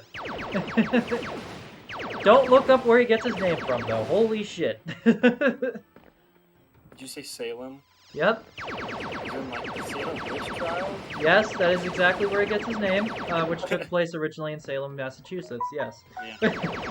No, I watch Paranorman once in a while. It's just one of my favorite Halloween movies, and that's all about that. So. I love that movie. From what I've seen of it, I never got to see the ending of it because the place that my parents rented the DVD from, the disc was scratched all to hell. So I could add that to my list. Because Britt and I are going through all these different anime movies we never really got to watch as kids, so I'm getting her through. I just showed her Flushed Away the other day, and she's also never seen Over the Hedge, which used to crack me up as a kid, so I wonder if it still holds up. But on that same topic, one of the surprisingly most forward-thinking animated movies we watched recently, believe it or not, was Shrek. Heck yeah. Because the whole message is literally loving yourself for who you are, and not judging someone not judging a book by its cover. And considering that movie was 100% made out of spite towards Disney, it's incredibly well done how actually sweet that movie is. That movie also came out before I was born. Damn. I want to feel old. It's a 2001 movie. I was born in 2002, so. Fair. I was born in 95, and I don't think there's a single movie I can think of that came out that year. I know Treasure Planet came out on my brother's birthday. I think the N64 in Japan came out. In 95? In Japan, yeah. And then it was 96 for the US, I think. I'm not entirely.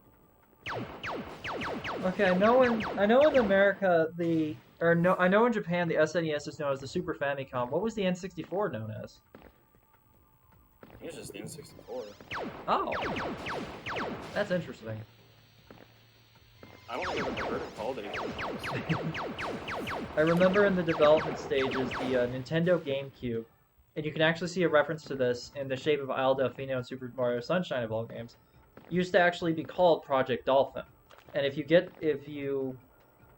take out the processing chip of the GameCube, I forget the actual name of it, but it still says Project Dolphin on the chip. And so I always thought that was a nice little Easter egg to Nintendo's history. I guess it was planned to be called the Ultra 64 or the Ultra Famicom in Japan, but it wasn't. So it's just called the Nintendo Jokuyon, which is just Nintendo 64 in Japanese. So Fair.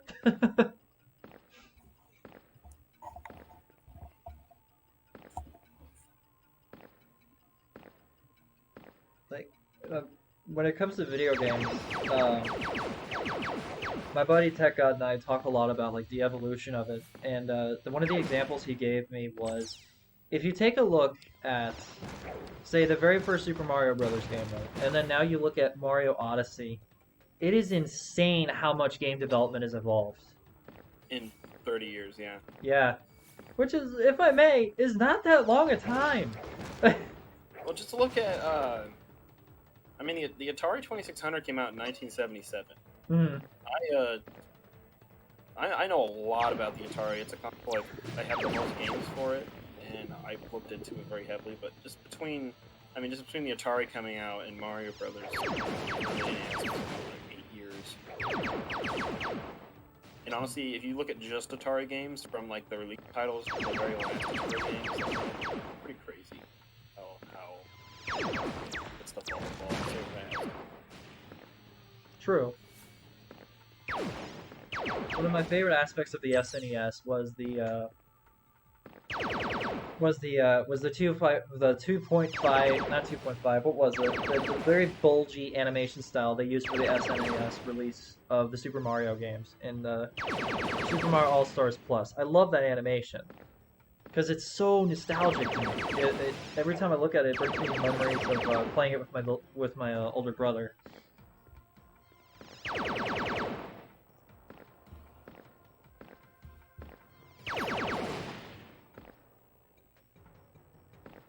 He is, let's see, Patrick is 27, I believe.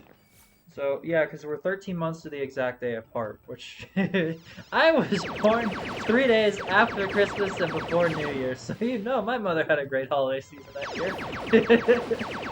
I was born the day before Halloween, Oh no! so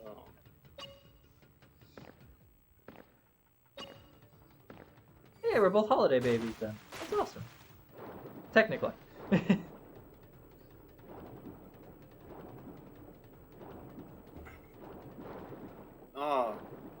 oh no, not the second water level. Oof. The final one though, but still, this level is something else. Are the mines supposed to look like blood cells? I don't know, they just look like that. Mhm. They're like organic almost. It's weird. Ugh. It's like when you play Banjo-Kazooie and you see that the shark, the giant fucking shark, is a living being because you see like you see bloody sores on the side of it. And you're just like, what the hell? I never did finish Banjo. I need to play that. I Same. did beat Conker's Bad Fur Day. That was a good one. I love that game. I still need to finish that too. Okay, let's see. How far did I get? I did the dung beetle stuff, and then there's like the part where you run into the two guards, and then you have to go back, and it takes you to like the military movies, and then the Matrix and everything. I never was able to get past that. Well, if you got to the Matrix, you're like at the last 5% of the game. I might stream that then. Because there's the Matrix part, and then after the Matrix part is the last boss. Yeah, someone mentioned there's a xenomorph, and I'm like, what? No.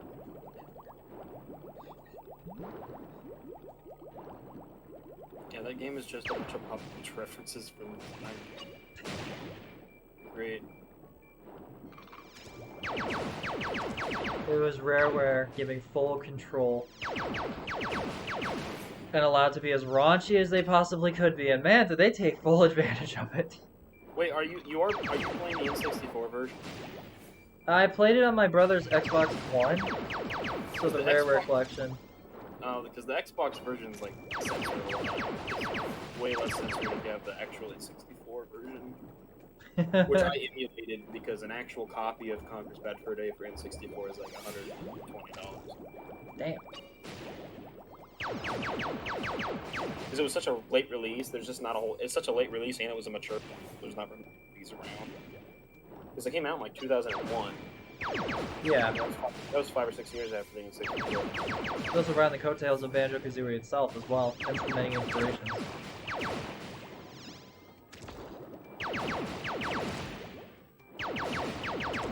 Now, apparently Grant Kirkhope has gone on record to say that he will reunite with his old team, and he will take the money from Nintendo and whatever console, the Switch or whatever comes out at that point, and he's willing to make Banjo 3.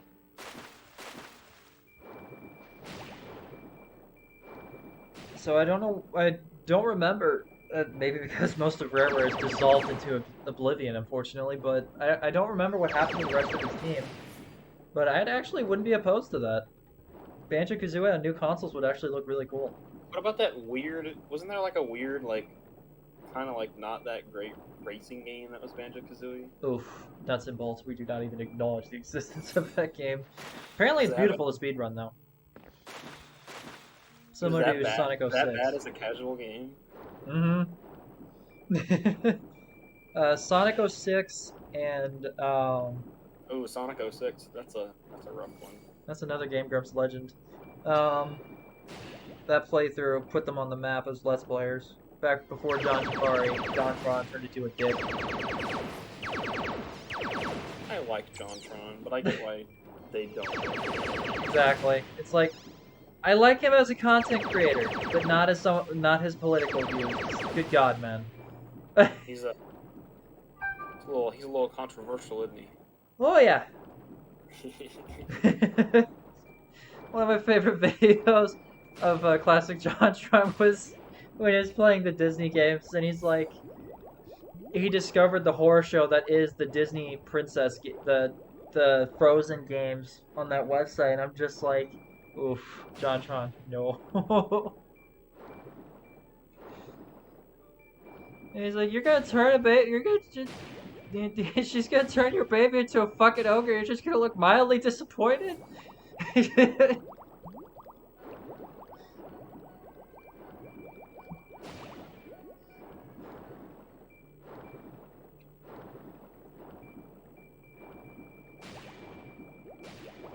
No, another one of my favorite content creators. Is pretty common one is Markiplier. I have on numerous occasions gotten to speak with him personally, and he's a really chill dude. He gave my fiance advice on her art career, you know, and what steps to take, and he even gave me content creation advice. Markiplier did? Mm-hmm. During one of his live streams, yeah, he was answering my questions. Oh, okay, that's awesome.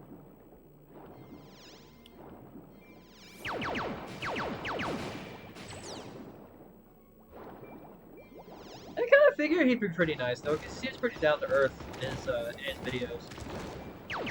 He's similar to Jacksepticeye, where he's not, you know, when he's not playing up that character and he's not over exaggeratory or playing up that persona, and he's just being himself. He's a pretty chill dude to be around. Oof. Wait, I actually have the sound clip. I have where the fuck is it? There it is. Oh, I think Muffin just ran out of oxygen.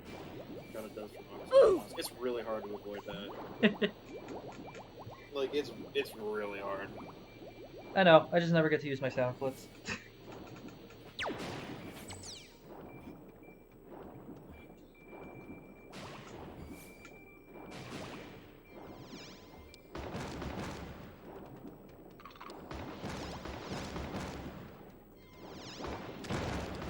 Alright, did it actually save my fucking login? I desperately need to know.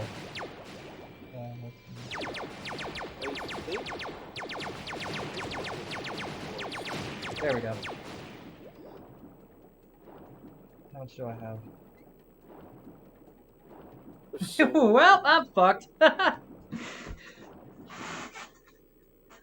Oof. You want to talk about oof.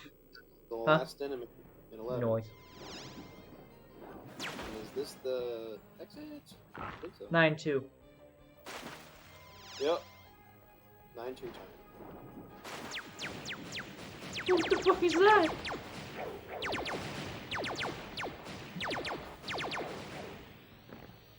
It looked like the Noid from the Domino's commercials.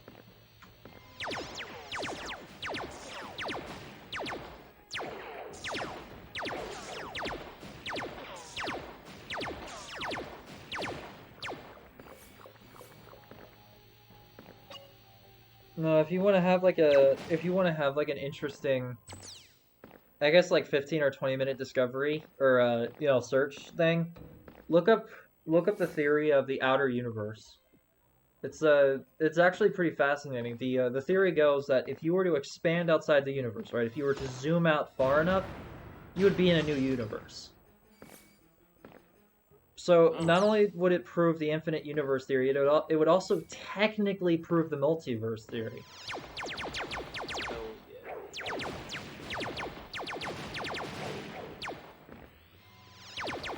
You know, back before the MCU decided to set a new trend that everything had a multiverse. Yeah. Yeah, and I really, until we get closer to like the very end, The what? I'm kind of out of stuff to say. I don't. The fortress it's a fortress. When it comes to commentary, I've learned that you don't really have to talk 100% about the game if you don't have anything to say about the game, right? The whole point of entertaining is to be entertaining. And this is it's a 3.5 hour long run. So. Exactly. And I think I'm just used to it because, again, Spyro 3 takes about almost 4 hours every time, Spyro 2 about 3, and Spyro 1 about 2. So I'm pretty used to prolonged speed runs. See, this is the part I was talking about. So this is Alien Ruins again, but it's a different Alien Ruins map, and so it's considered a different episode. Because the first Alien Ruins is 10, and the second Alien Ruins is 12. Because they're completely different maps, but they're in the same, like, area, kind. Like, they look the same, so it's the same name. It's weird. I don't know why they made that decision, but they did. It looks like hell. It does. Next, straight up Tom and Jerry's last Looney Tunes interpretation, pitchfork, demon, hell. There's a really fucked up post I posted on Facebook that was a Tom and Jerry reference. It's when Tom is looking at his body and he sees a staircase to heaven and it says, when you crack your neck and you unlock third person mode. And I'm like, ooh. Oh god, Tom and Jerry is such a gold mine for memes.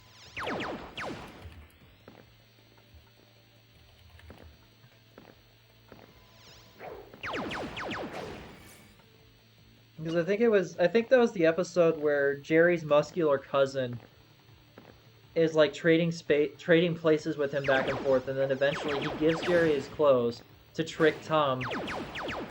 And so Tom loses his shit.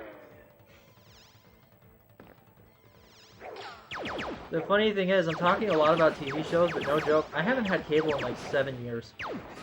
Like, cable's on streaming services and stuff, it's just...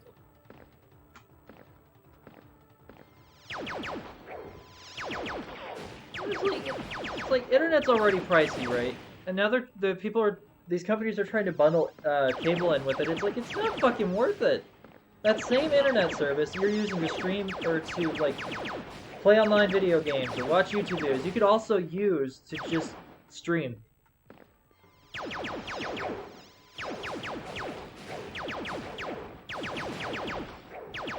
I think the Backstreet Boys reunion tour had a big effect on it, though.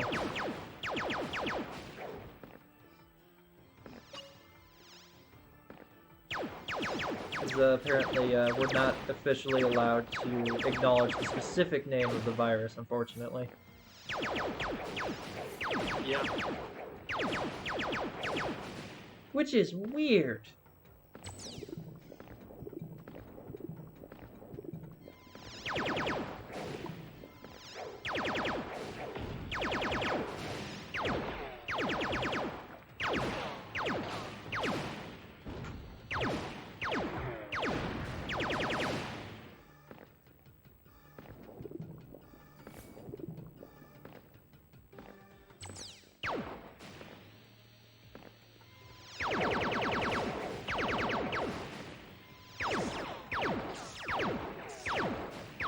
Oh.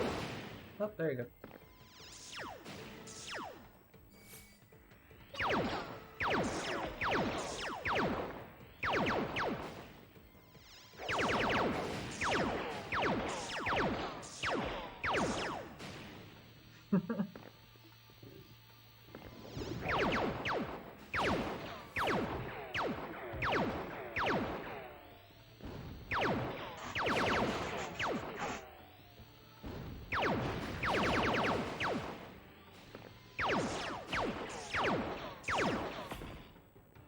Oof. Oh, more turrets. Good times.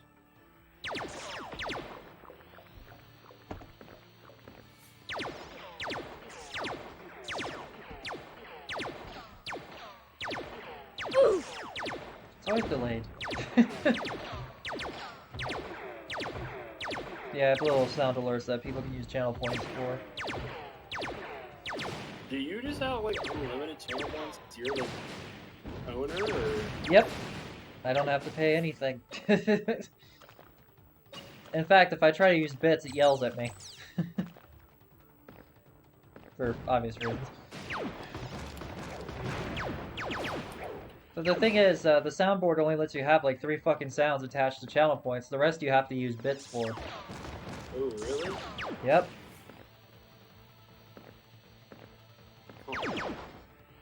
Because you need soundboard plus and soundboard prime.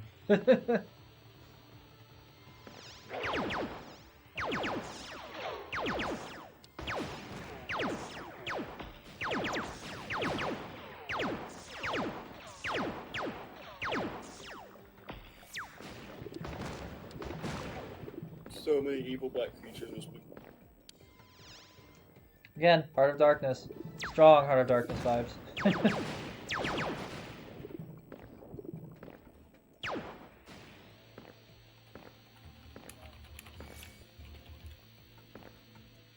The ending of that game is very confusing because it kind of implies it was all in his head, but there's also like creatures that are appearing outside his window that kind of hint that it was real, so it's very mindfucky in that sense. Oh wait, Heart of Darkness is a 2D? Yeah, side scroller. Oh yeah. It was, I believe, 100% claymation. Claymation stuff is It was by the same guy who did Out of This World. A game that I only know by the title and have never actually seen any gameplay of. Makuruba.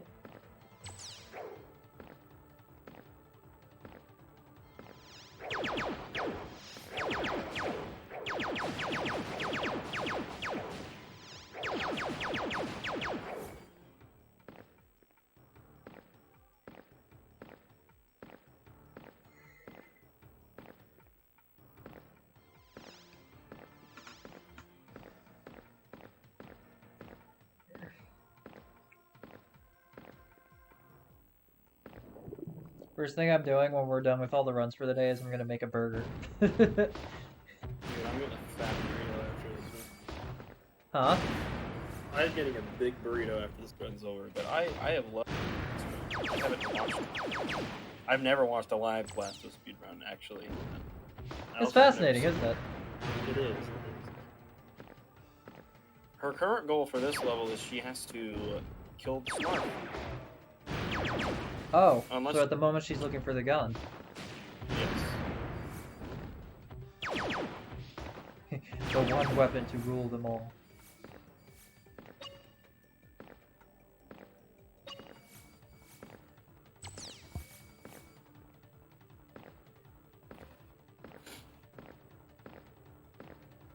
This really does feel like Lord of the... This part does remind me of Lord of the Rings, actually. Shit.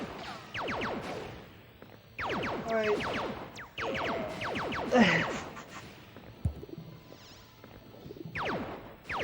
All my friends are into, like, Star Trek, Star Wars, or the Rings, while I'm just sitting here like, I actually like Doctor Who.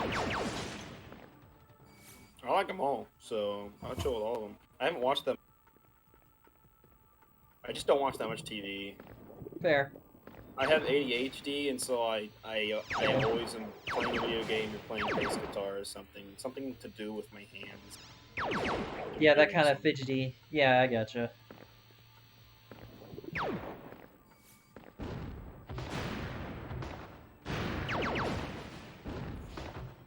If there's anything that sucked as a kid growing up with ADHD, it was trying to play video games.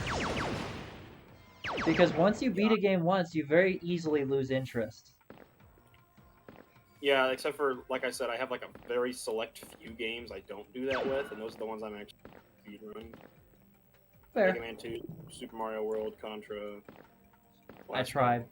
I tried so hard to stream Super Mario World, but I ended up nearly ripping my hair out of frustration. I've 100%ed it, and then when I speedrun, I do 11 it, and I beat it in under 15 minutes before glitchless. Because I didn't. Back when I speedran it, I did it on Wii. I bought it from the Wii Virtual Shop, and you can't really do the glitches without real hardware, so.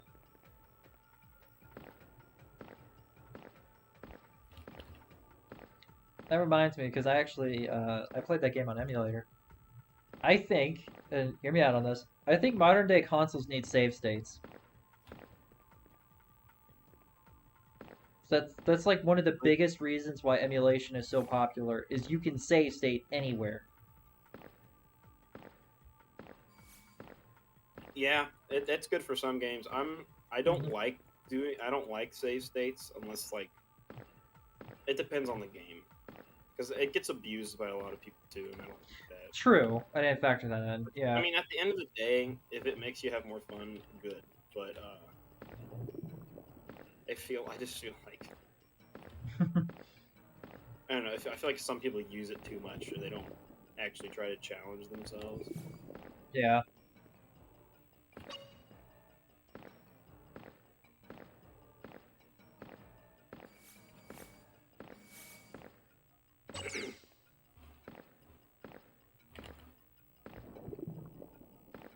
I'm trying to think.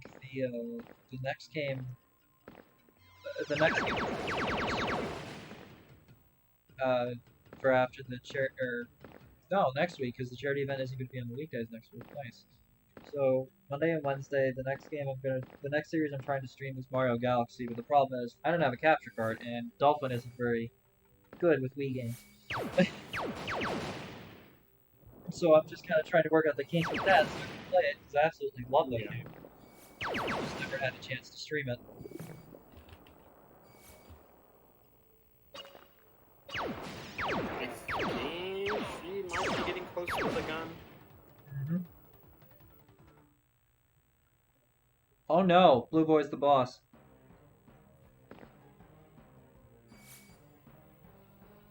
Boss's Fortress, the Dark Citadel of Despair.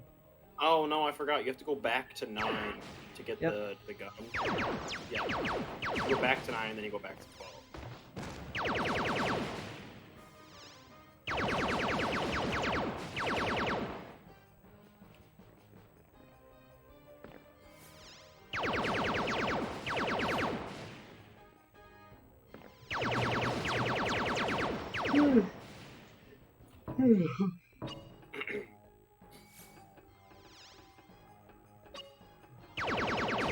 I did not mean to yawn loudly, sorry.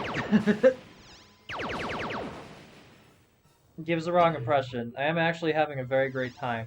I am just not a morning person in any sense of the fucking word. Yeah, didn't you say you've been up since 5? Huh? Didn't you say you've been up since 5? Yeah. The babies are supposed to be fed at 6 a.m., but they decided to wake me up at 5 a.m. today, and I decided, fuck it, to just stay up, because I knew if I went back to sleep, I would not be awake for the event. Much to Brittany's dismay.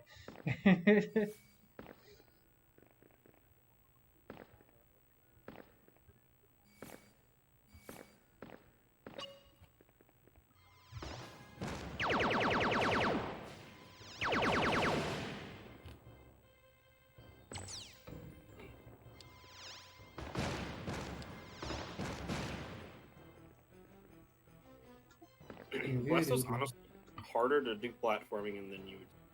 Kind of deceptive.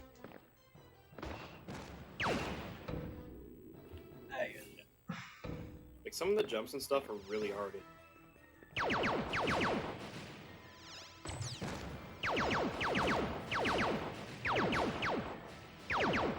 I don't know if they do that kind of thing, but it wouldn't surprise me if this was one of the hardest games recorded on speedrun.com. I don't know. There's a lot of games out there specifically designed to be hard.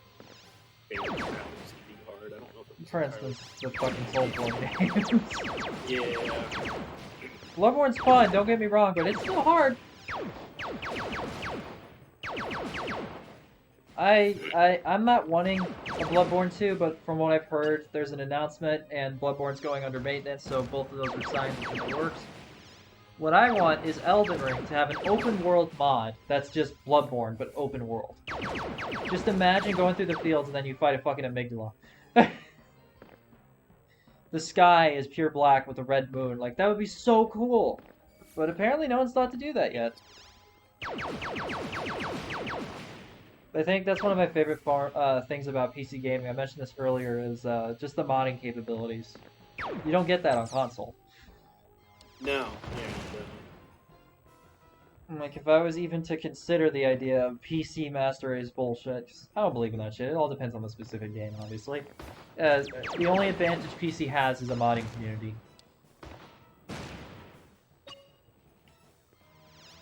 And faster load times, but you know, that's neither here nor there. I wouldn't call that the only one. I think if you like FPS games, are just better with a mouse. Fair. And I don't think I can be convinced of. You're able to turn much faster with a mouse than you are with a joystick, that's for damn sure. Like on a controller, you're consistently having to change your sensitivity, whereas with a mouse, it's your movement, right? It's moving as fast as you want. Yeah. So I can understand that.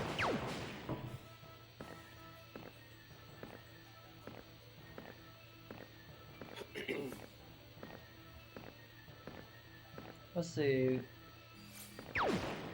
I think one of my favorite FPSs is Borderlands. Never played it. It's fun. It's heavy as fuck, but it's fun. It's also got one of the most famous villains of all time, known as Handsome Jack. Are we getting close to the gun? Huh? I genuinely don't remember where this gun. I got it one time. That's it. He is, Handsome Jack is played by the same actor who plays, Joel in The Last of Us. And Samuel Drake, Nathan Drake's brother in the Uncharted series.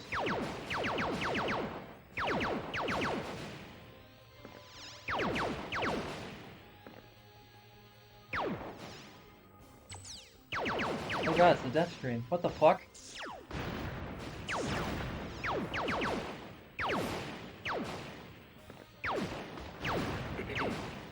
That's just a door. It's a bit eerie to make the door look like the death screen. Yeah. Well, the death screen is just box simple. I don't know if it shows up or not. I don't know if it showed up or not. I don't know if it's affected by dialogue or not. But when you die, you actually hear the guy that owns the fortress. You hear his laugh. You hear his laugh and then his logo every time you die. Ah, okay. Oh yeah, voice is muted, faster loading, that's why we don't. Gotcha. Well, the voice is muted thing, cutting the dialogue out is just to skip the cutscenes. The faster loading is just from the disk speed. That's right. FPS. Someone... Was it you who mentioned it yesterday? Mentioned what? Someone else mentioned faster disk loads. It was probably a Muffin. I don't know. I didn't say much.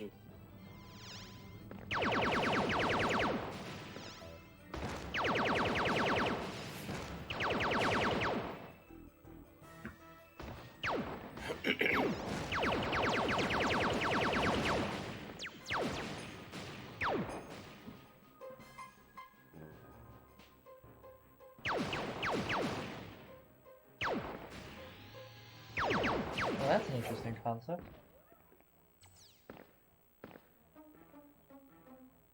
What, that platform? Yeah, it's like the hand of a clock. Yeah. It's wacky.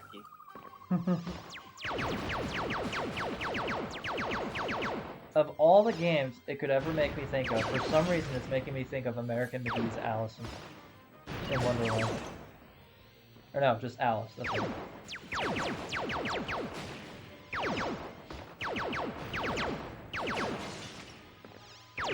It was a pretty okay horror game. The sequel, on the other hand, didn't really stack up.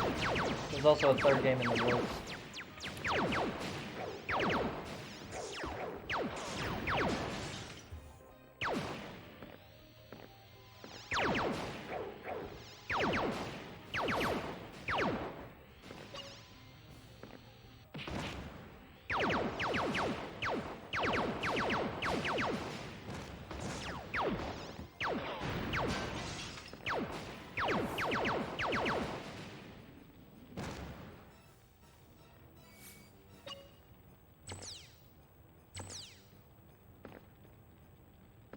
Did that say 0 or 8? What? Babes The left. for me? This is 0. Gotcha.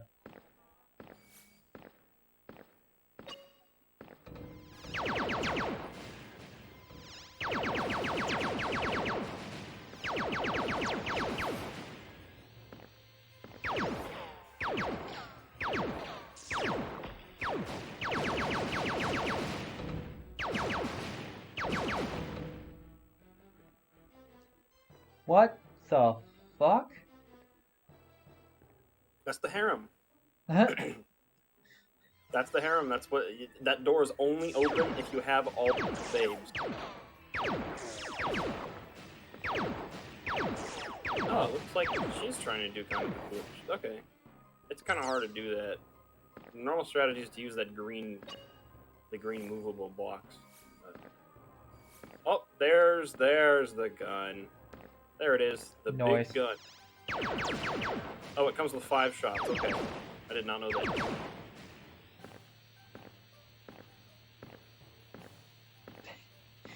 I know it's the legit strat. I just love how it looks like he's galloping for joy.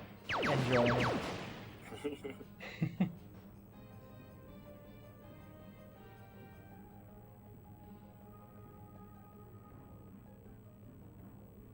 If this ever got a console remake, holy modern day console remake, oh my god.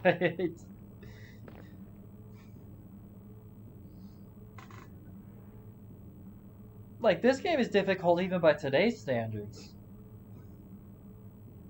Oh, I think games have gotten easier. Fair.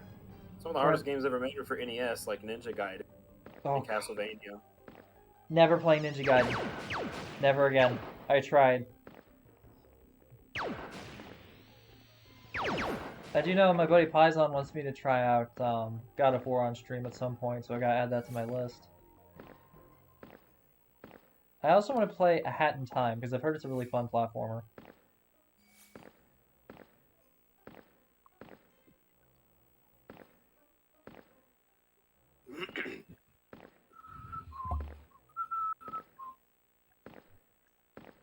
Big gun. Back to the alien ruins. Back to the alien ruins to kill the Snarf. Noise.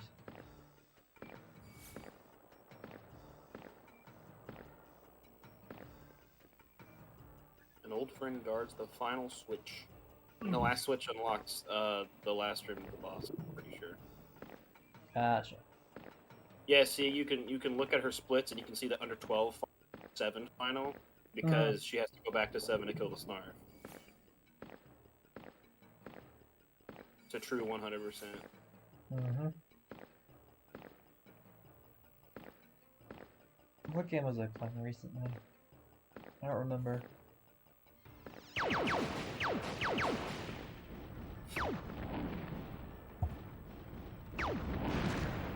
GG.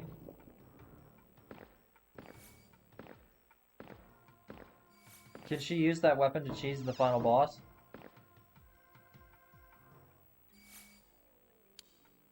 No, because I don't think it works like. Hmm. I wish.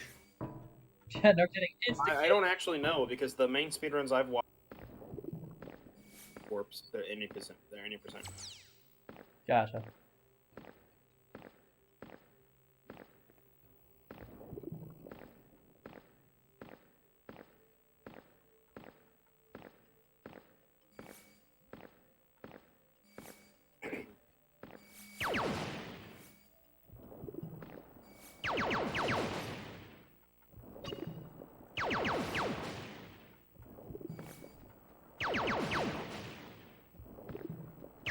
This part took me so long to do.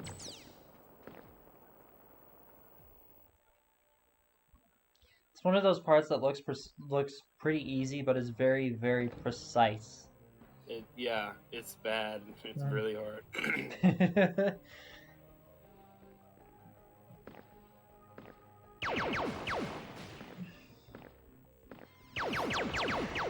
We are approaching the end, though. Noise. Looks like it'll be like a 3-hour 10. And I bet Muffin is going to be ready to take a Still. break and It's still eat almost something. an hour faster than my Spiral 3 runs. Is it an hour faster? Mhm. My Spiral 3 runs, the fastest I've done was 3:53. Oh my god. And that's is that for- 117%. That's everything. Okay, I was gonna say there's no way that's an any percent. Okay. No, I don't do any percent. It would fuck with my brain too much. I wouldn't be able to do 117% anymore if I did. I always just run faster categories because brain go burr. There. I think the longest speedrun I've ever done was when I speedran Negative 2 for a while. That usually was about an hour. The best one I ever did was 43 minutes. I want to get back to that, but I haven't got around to it. I believe, yeah, it was the trifecta of the Spiral Reignite trilogy. 337% no major skips. My fastest time on that is 8 hours and 53 minutes. The slowest I've ever done was my first attempt, and that was 10 hours and 53 minutes. That 10 hour 53 minutes is the one that's currently on the leaderboard as number 3. Why isn't your other one up yet? I never submitted it. Why? Because that's an exhausting run. Well, were you not recording when you did your 8-hour one? Nope. Oh, okay. Right. Yeah, no, I see what you mean. Yeah, no, I wasn't recording it. That was a practice. And I managed to shave off 2 hours. I was so pissed.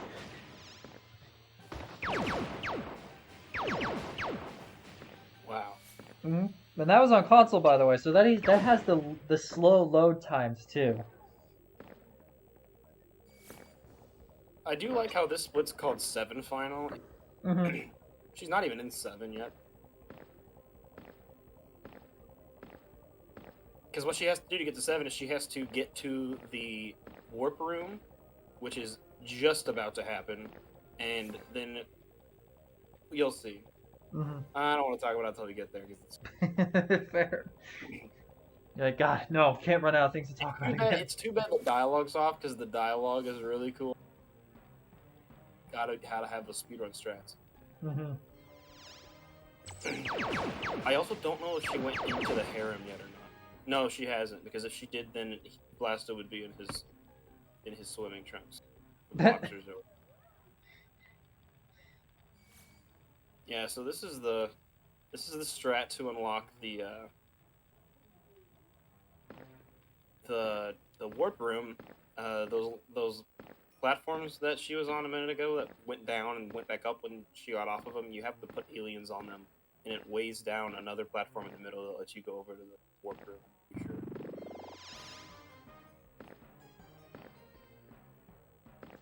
I cannot imagine how long it took for her to do all this.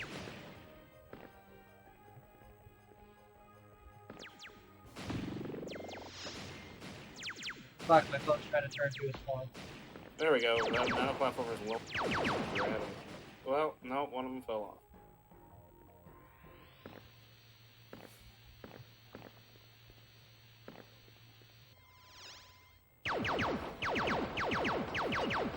Boom. Warp room. Noise. That's Evil Blasto. Evil Blasto clone. It's the thing I've neglected mentioning because I think it's just fun to find out about him. The dialogue's pretty cool, but obviously it's gone. And she has made quick work of him. Putting it mildly. Oh god, why is my phone trying to turn to a star? Stop it. Actually, she actually saves once. I wasn't sure who was. But yeah. That's the hub. Oh, she saved so that she can access it. So she can access the hub in her menu, I think. I think that's what she did. Because you can access the hub in the menu, you can click return to hub. So I think what she's going to do is she's going to get the gun, and then she's going to return to hub, and then go to 7, and then kill the Snarf. Then she just has to finish off the last few enemies in 9, and then she... That's it. That's the run. Noise.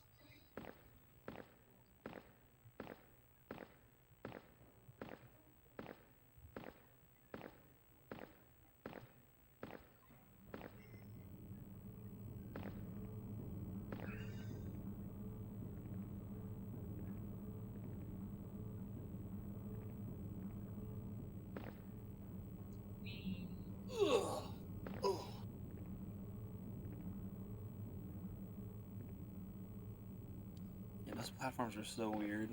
I totally forgot about those, but those messed me up the first time I played this. Because they're really hard to line up. You just have to wait forever sometimes. They remind me of the clock hands from Super Mario 64. There's the harem room. Nice. Nah, that's when we go. That's when we go to it. Yeah, I skipped the cutscene, but yeah, now that that's Blasto now.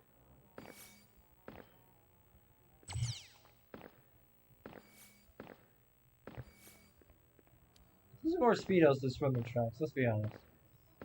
Yeah, I couldn't remember.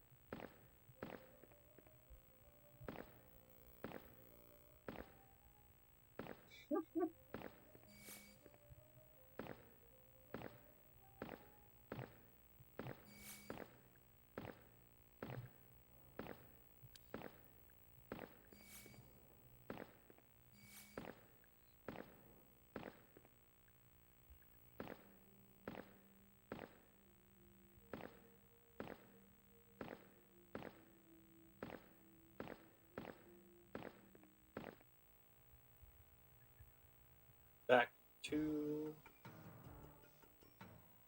Is she going back to the ruins? Huh. I wonder why.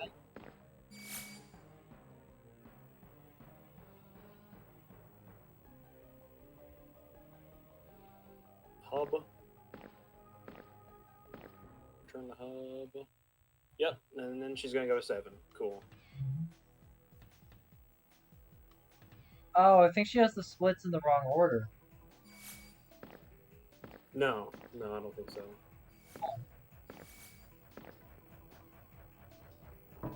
Because she's been on 7 final for a while now. Because it's all been leading up to going to 7 to kill the Snarf.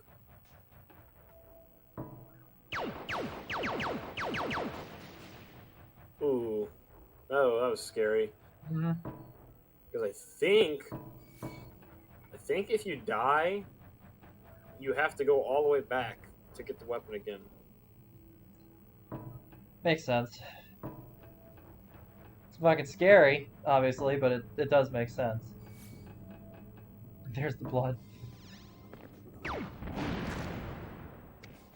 Okay, it looks like she made it. Oh, I spoke too soon. Oh, there we go. Boom. Noise. 7 Boy. finished. I just gotta take out the last enemies in 9. And then, last boss. Very nice. Great job. My son, or my phone.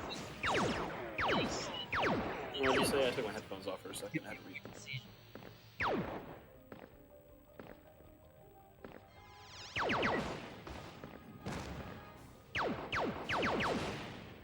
Honestly, 100%ing this game in roughly 3 hours is insane. I think it's actually just stupid insane. Like, I know there's a ton of optimization that can still be done on this run because it's so long and it has been run that many times, but it's still so good for what it is already.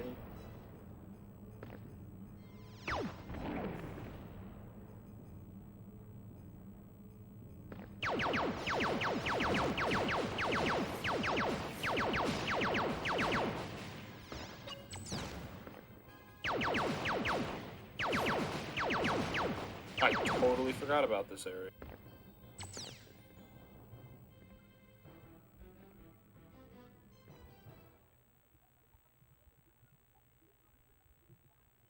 That's cool. I totally forgot that was an area.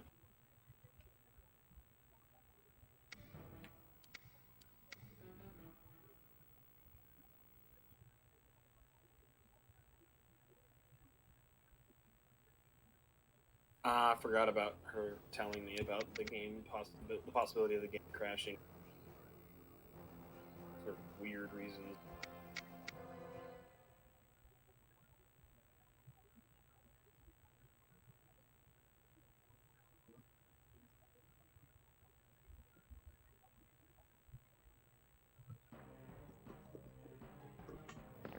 Game could crash, yeah. Boy.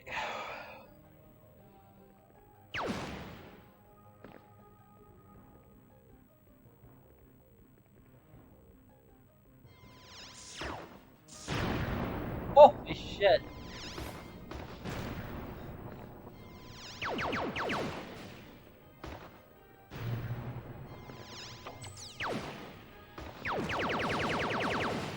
Is that more nuke ammo?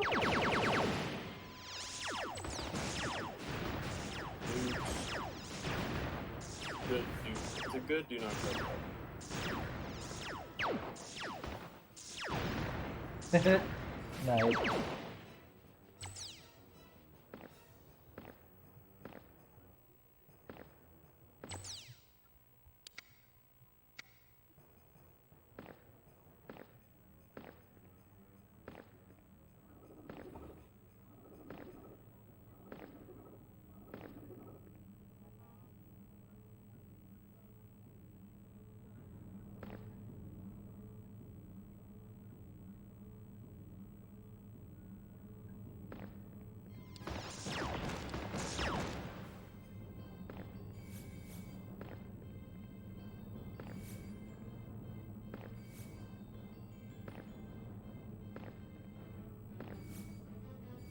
We are very, very close to the last room. Noise.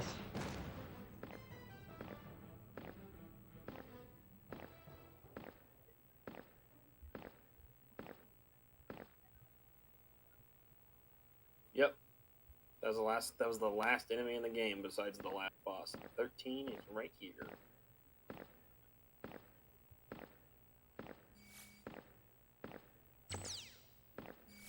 And the boss fight is like the most heavily RNG thing in the entire game, which sucks when it comes to speedrunning it. Because the boss has two forms, and the first form is really easy, and the second form is a pain in the ass. And its flying patterns are very random.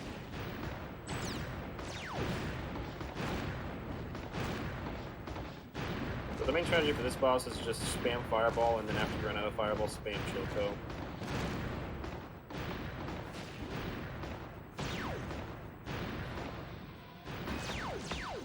First form down. GG.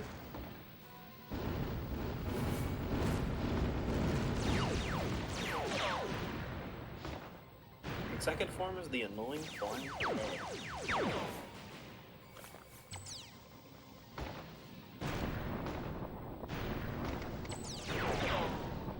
Which Muffin is way better at this boss fight than I am. I struggle on this boss fight still. It's really depending on any percent run for me. It's just so hard to hit. That's why she's using the nuke, because it's an AoE effect. Yeah. Which it didn't actually do too much. Luckily, the head's health isn't too bad. Oh, there. GG! Boom. Nice! There you go. That was, wow. Oh, That was a wolf split in the boss fight.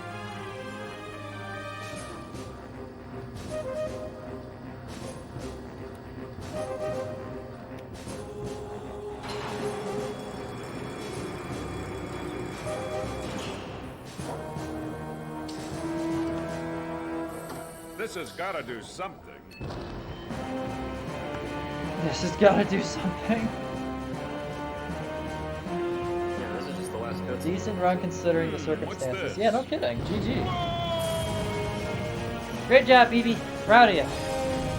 That was an incredible run. Alright.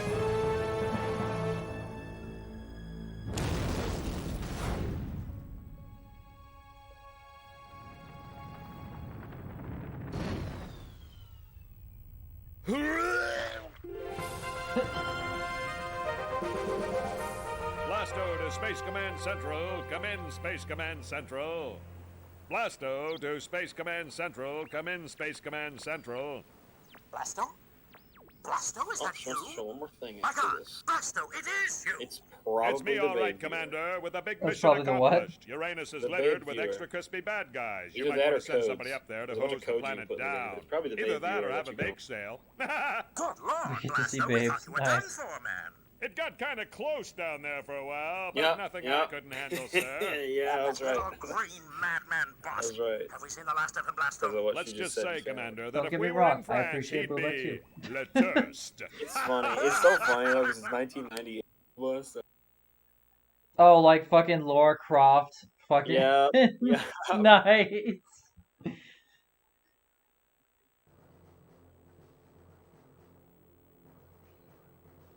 I appreciate Booba. Just no Gotta be charity. honest, with this run, I think this was a pretty good run too. I mean, Oh yeah. a 3-hour run and there was only 8 minutes of time loss on her PB, and she's only run it one time before successfully. Like, that's great. Boom. That's supposed to be what Big people Booba. feel like when they watch my Spyro runs. It's a lot. Click the wrong thing, lol. It's okay, DAragamuffn. We know you're excited to see the babes. Oh, she clicked the wrong thing. She has to quit to main menu again real quick.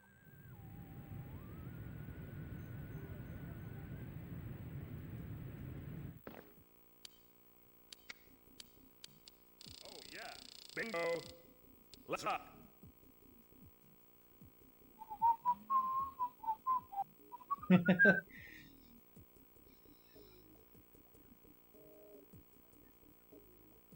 Oh, hang on. FDS fucks the audio. Gotcha. Go ahead. Let's turn TDS off. And noise.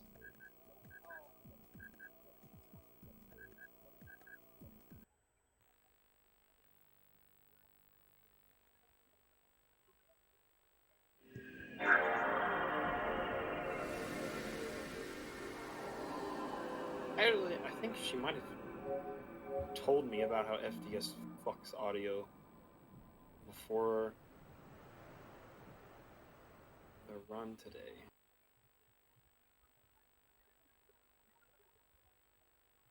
How do you get FDS for PlayStation? Never mind. It's in the settings. Yeah. Yeah, I just realized that because it's like, that's cool. That's where I heard it. I was on the Spyro Discord yesterday, and someone said you could use FDS for the OG Spyros. Yeah, FDS is really. I don't even know if there's that much known about it still. It's really weird. It behaves differently per game. Like some games, it just absolutely wrecks. And I don't think it does anything. It's not like some games they won't even let.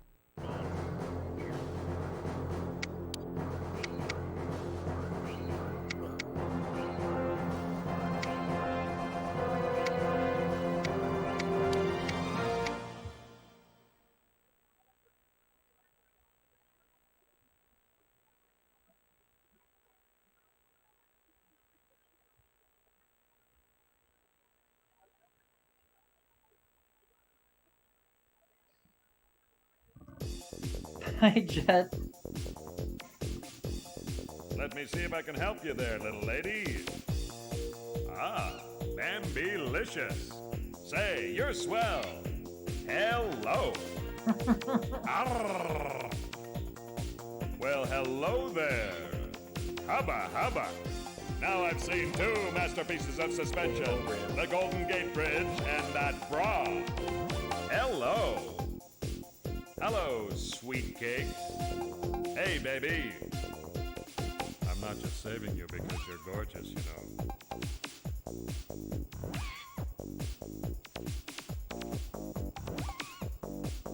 And that's Blaster 100%. GG. Wait. Thank you for the run, Boo.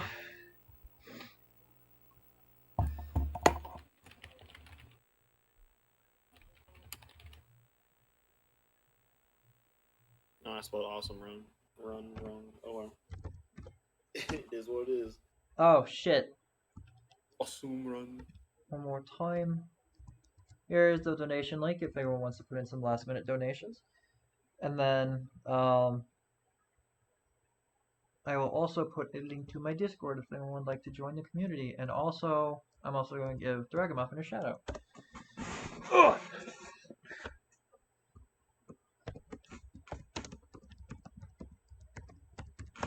There you go. It's a lot of links. Especially when Nightbot and Stream Elements both post it, so it duplicates.